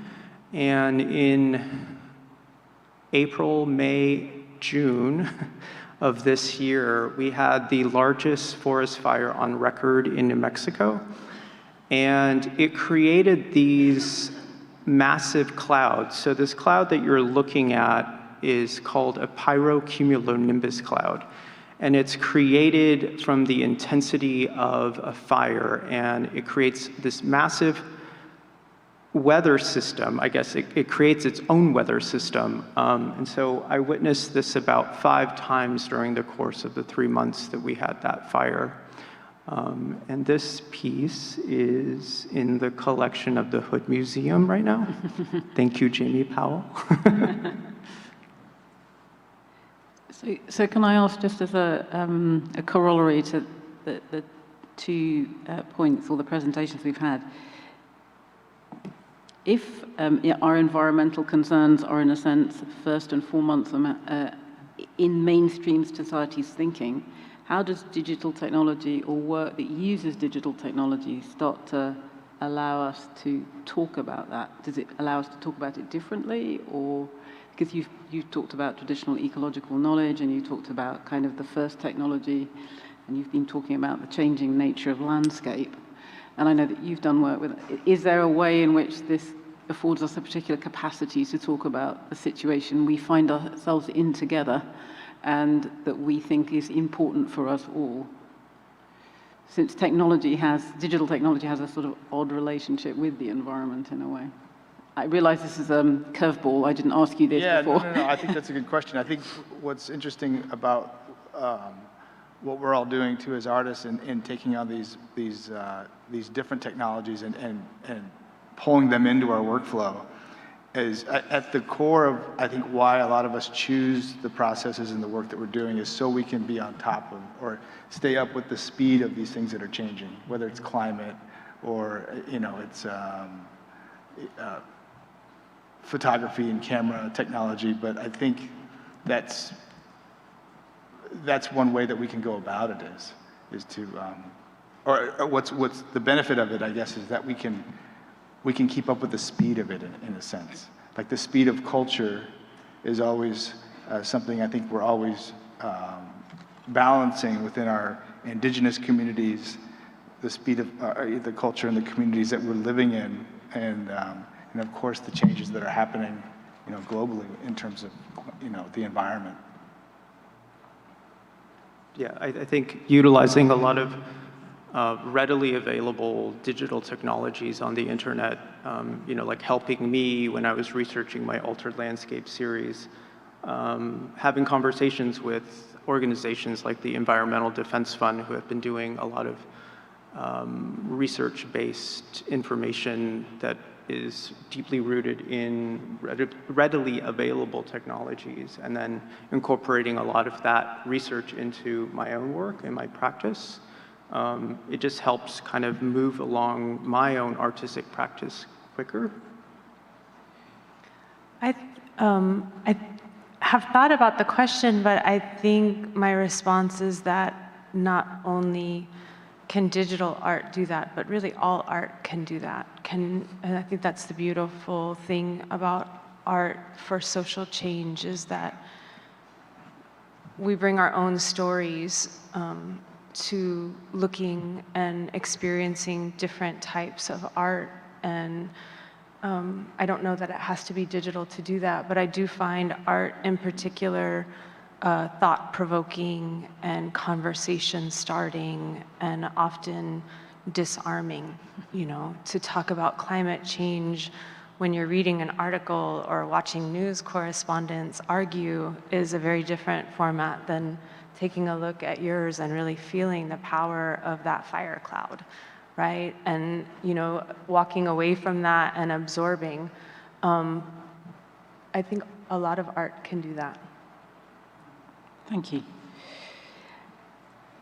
And this brings us to, so we talked a little bit about the potentiality of the digital and what the digital gives us as a kind of potential, and how it creates new means of visualization and visual art, and the relationship, I think, that you said, Stephen, between human and machines. What is the collaboration between human and machines that may be our future? So we're going to look at your art practice at this point. Yeah. I want to just touch on a few works that explore this relationship with technology, or my attempt to. This first work is I'll go back, this is a few years old, Sleeping with Jefferson, or hooking up on the Jeffersonian grid, or the rationalization of mixed race identity. This was an installation I did with hubcaps or wheel covers cut into squares, representing the grid of Phoenix. I was living here at the time, and a video projection and a digital frame. The work consists of a projection of mixed race couples together in bed, overlaid with moving water. It's hard to see. The documentation I have is not in video for this project, but just to kind of explain it, the projection is highly pixelated beyond the recognition, and all the viewer can see is the pixelations of moving light over the hubcaps, giving the sense of a moving city or the dynamics of a place. The changing colored dots in the, we can go to the next slide, please. And maybe the next slide after that. This will give you a little bit of a detail or a closer view of the picture frame and the headboard. The changing colored dots represent the loss of Native American population in the Metro Phoenix area. And at the time, this was maybe my first collaboration with a scientist or somebody that worked in data collection and who was a population modeler here, worked at the Maricopa Association of Governments here in Phoenix and in Maricopa County. My wife, who's a transportation planner, introduced me to this gentleman who helped to bring personal family history and articulate it into data that turned into an algorithm that basically plays out in this picture frame and ends our native bloodline or existence in the Phoenix area in 2200, I think. Of course, this is hypothetical. This was a hypothetical futuristic forecast of Native American populations, but it is an example of how my work began to change and shift, and working with data and GIS to tell a story. Next slide, please.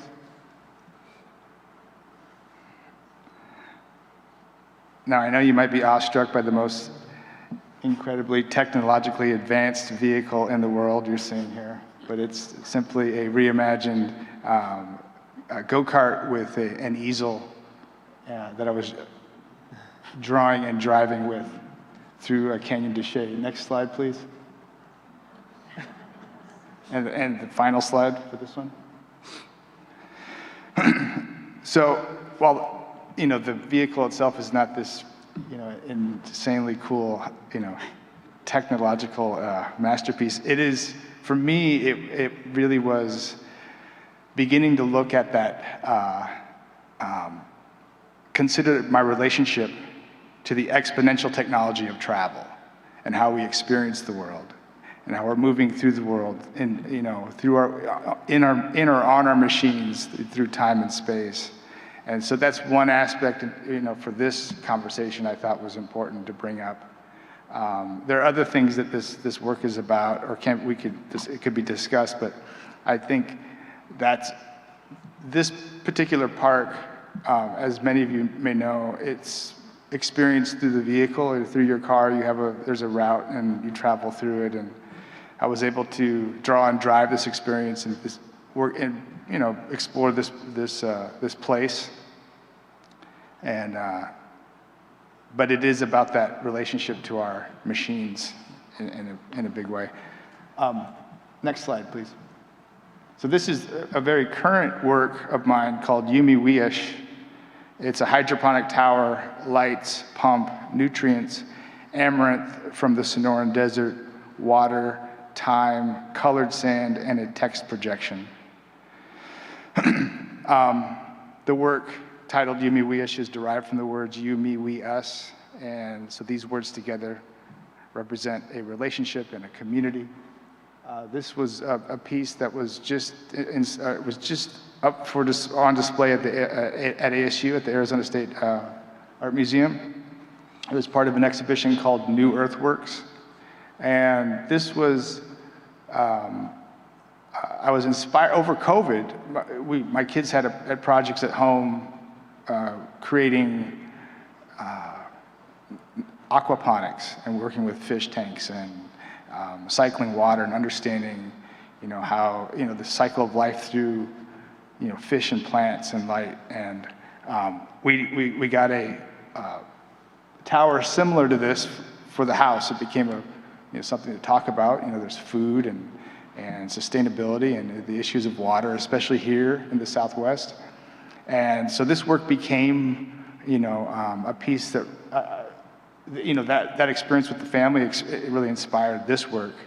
And so, just as a brief, hopefully, but deeper explanation on this, it's a living installation, a cyclical story playing out through the life cycle of amaranth. And in this particular case, I'm using Como or Hopi red dye. And it's, I got it was sourced here in the desert, but growing in a hydroponic system, the tower evokes a sort of theatrical totem, a utilitarian object amplified in height, pushing upward toward the endless verticality like a Constantine Brancusi's endless column, except with grow lights and maybe a little softer on the edges. And oh yes, you can eat the amaranth. But this particular piece is meant to live through the entire cycle of the plant. So you get to, there was one version of this where we could have eaten the food and shared it with the community, but this piece intentionally takes that away, and so you're kind of forced to see it live and die throughout the exhibition. Next slide, please. I want to touch on this component of the piece. It feels strangely utopian, an imagined future where the intersections of indigenous forms for ceremony are no longer the medicine tools of prayer and song, but are now mediating the transmuted expressions of science. For example, this sand painting or this dry painting is the chemical compound of amaranth in design that repeats around the tower. The origin of sand painting, as many of you know, or how I understand it too, is that it's rooted in healing and bringing harmony back to the world. The different versions of that, but this version does not represent anything sacred or even pan-Indian, but it implies the notion of healing and resilience perhaps for a broader community. So really, it's kind of the merging of science and maybe quasi-indigenous knowledge from my silly brain. But it's, I presented it at the museum and in this exhibition about new earthworks and what's our relationship with land, and especially here, as we all know, water is a big one. So thinking about our food, how it's grown, that kind of thing. So the last thing I'll touch on, just to move through this, is this is the amaranth and its fading part of the cycle. Okay, next slide. So this has become very interesting to me over, I don't know, the last few weeks, really, maybe even a month or so. It's been around for a while, but AI technology and the like Midjourney, DALL-E just came online a week or two ago, and Stable Diffusion. These are all advanced AI text-to-image generators. And so what this is, I'm using Midjourney on a platform called Discord, and basically I've inputted some text, and the computer spits back an image, and then I can refine it and go deeper. So this is basically a description of Kenyon Deshe, and this is what the computer imagines for me. Can we go to the next slide? This was the first iteration of that. The prompts are fairly simple. You can get more detailed, and you can select images and go deeper and refine deeper. And in some in some systems, you can actually go in and modify certain areas. So for me, I mean, this is fascinating on a lot of different levels, but I'm not so much worried about AI taking over painting or, it's its own thing. There is an interesting, the uncanny valley element about it where things that begin to look so real, it's unnerving. And just that, could we go back to that first image? That over time, as I'm inputting and modifying the language, these images, I mean, they feel like a place, and it's imagining this space. Every program or platform is a little bit different, and that's also something to follow. And just a side note or side story to this too is which has been kind of controversial, but I think it's pretty fun. Recently at the Colorado State Fair, an AI image won first place to everyone's amazement. But it was in a category of, I think, digital imagery or graphic imagery. But it wasn't until later on we found out that it was an AI-generated photograph from Midjourney, the same platform that I'm building here. So that's kind of a recent interest. I'm not creating work with it, but it's something fun to see what the computer and the human interaction creates, across different platforms, and so looking at what the community at large is creating. I think it's just fascinating to see what comes of it. I don't know what the future holds for that, but it's definitely something to think about. So I had one particular question with this, because that looks like a very romantic Curtis photograph. It does. And so the bias that's built into these AI systems. And just as a quick note, this was made in 30 seconds. Even with the refinement, I think it was 15 for the first 4, and then 15 for under a minute. It's all over people.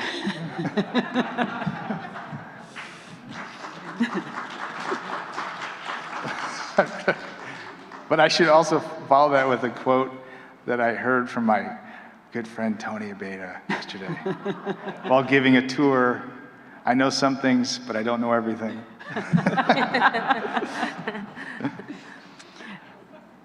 So one of the conversations that we had when we were talking was how each of you then decided to use a particular technology. Why did you move into using a particular form of technology? I don't know how else to describe it, but the technique that appealed to you and the kind of trajectory that took you there. I think the presentations do that a little bit, but I wondered whether or not you could talk about that more. I think, Stephen, you talked about the fact that you embraced digital technology after 2008, or when you were looking at painting, and I think you also talked about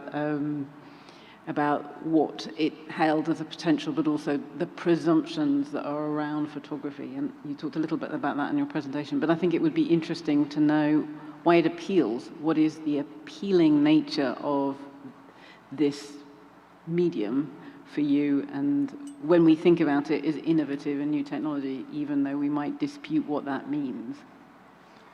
There's a few things. One was desperation for getting paid for a work of art. No, I think part of it came from, because painting it has a long history, and it's very complicated, and how it's where you can be situated in it, whether being coming from native communities or how within the Western and the non-Western art kind of view of it. But I think there was a limitation too with the medium for me, and I felt like the idea, like some ideas that I had, good or bad, I felt could be executed in a different way or through a different form. And so I was just curious, I think too. It was just mostly curiosity, and that things were becoming more available, like the cameras, that from film to digital, and then the digital, the SLRs to like shooting video, that was incredible. And that's changed so much for filmmakers. But I think it was just a general curiosity for me, but also wanting to adapt to, you know, my economic moment. I was broke, okay?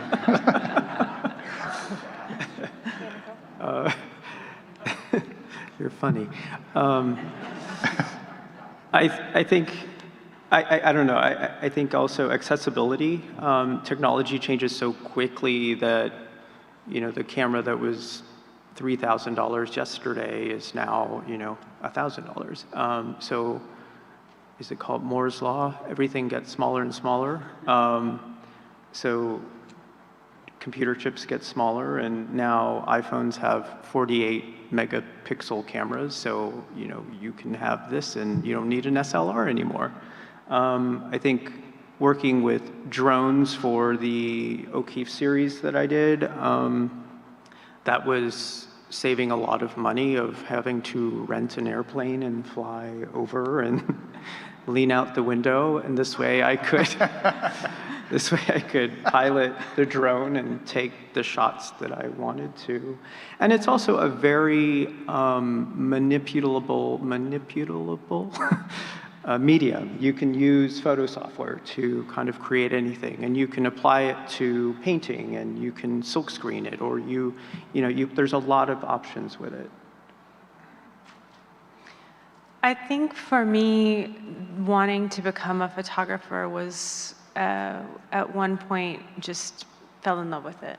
And I think that there's a separate conversation that's about artists and their process or their muse or their spirituality around creation. And that is different for each of us, not only as Native artists, but just as human beings. And so I think that that relationship to your art making practice is, you know, deeply introspective about why you fall in love with something or why you become good at something. I think that there's some kind of spiritual compulsion that you hope is okay, you know? So I think and that's just, you know, art making process. I'm really studied in photography, and so I was really, you know, deeply in school at the time where things were crossing over to digital. And at the same time, I was a young Native artist that, you know, there's no shortage of existential crises as a Native artist about, you know, am I giving back to my community? Am I contributing to the betterment of, you know, the health of our people?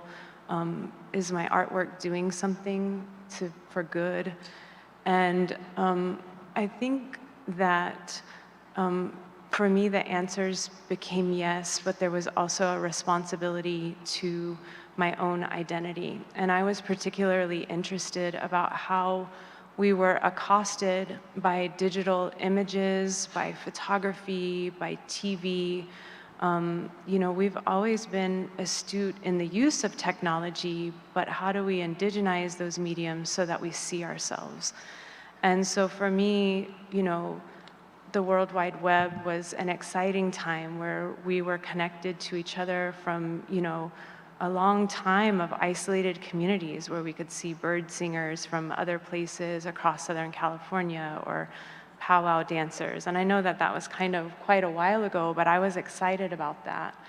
And I really felt some kind of, well, two things. You know, the expense of becoming an artist in technology, a digital photographer or a videographer. I think most of us want to quit because we come from poor communities and the expense of the medium is an obstacle to overcome. And so there's like, what am I doing with my life? You know, why am I spending all of this money?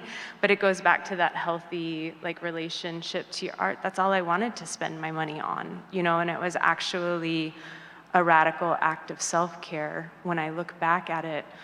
And so I wanted to see our imagery told from within our own community. So it was really about wanting to indigenize the medium that we were forced to be using or we had adopted the use of anyways, And that long, strange journey, while it was rife with obstacles and pushback and questioning, am I doing the right thing? At some point, it was just fully accepted. I think first within the Native community, it was accepted as, in between ourselves as an understanding of you've indigenized this and we see ourselves in the artwork that you're making, And so I think that that's, first and more important audience is our own community. But my biggest support has come from youth. Native youth have been the biggest proponents of,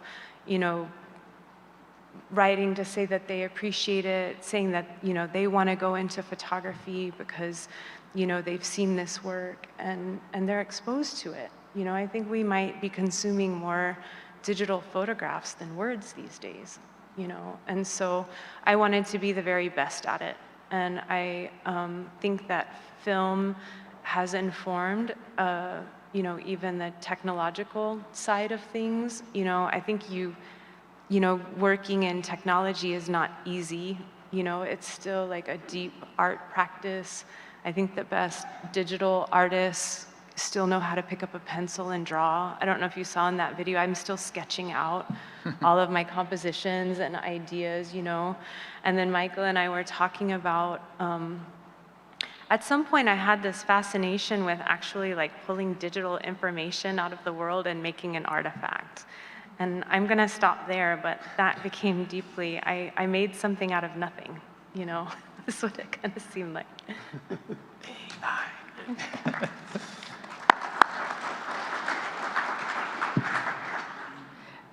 So I'm going to invite you to make a few last remarks. I haven't actually acknowledged that Jamie Okuma was part of our conversations when we had them online, but unfortunately can't be with us today, and we miss her, but we hope we've done you proud anyway. And I don't mean to be rude in any way, but I think in a way you're all slightly mid-career artists. So if you could counsel yourself as your beginning self, what would you say to yourself in relationship to the field that you've now mastered and are continuously curious about? What would you tell your younger self?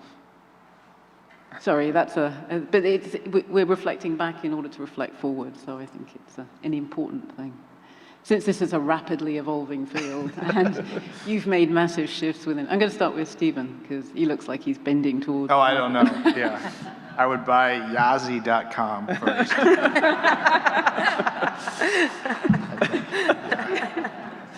And I would just encourage myself to keep with the painting, with the work that was the foundation. I think I circle back and forth to and just appreciate the journey of exploration and not get too caught up with being right all the time or trying to figure everything out.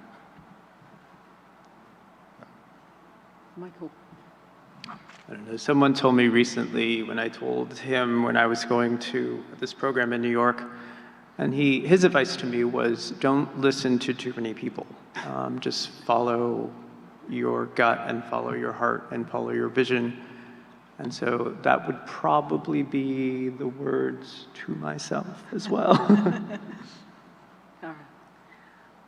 I think somewhere in that conversation, it was a troubled start for me. It was deeply feeling like an outsider to the art community, whether it be museum institutions or the Native art market.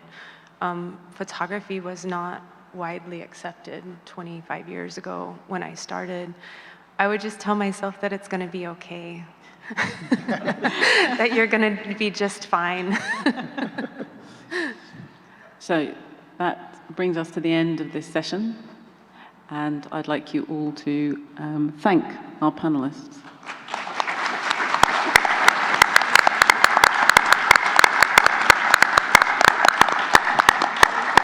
This concludes the morning session of the Remembering the Future Symposium.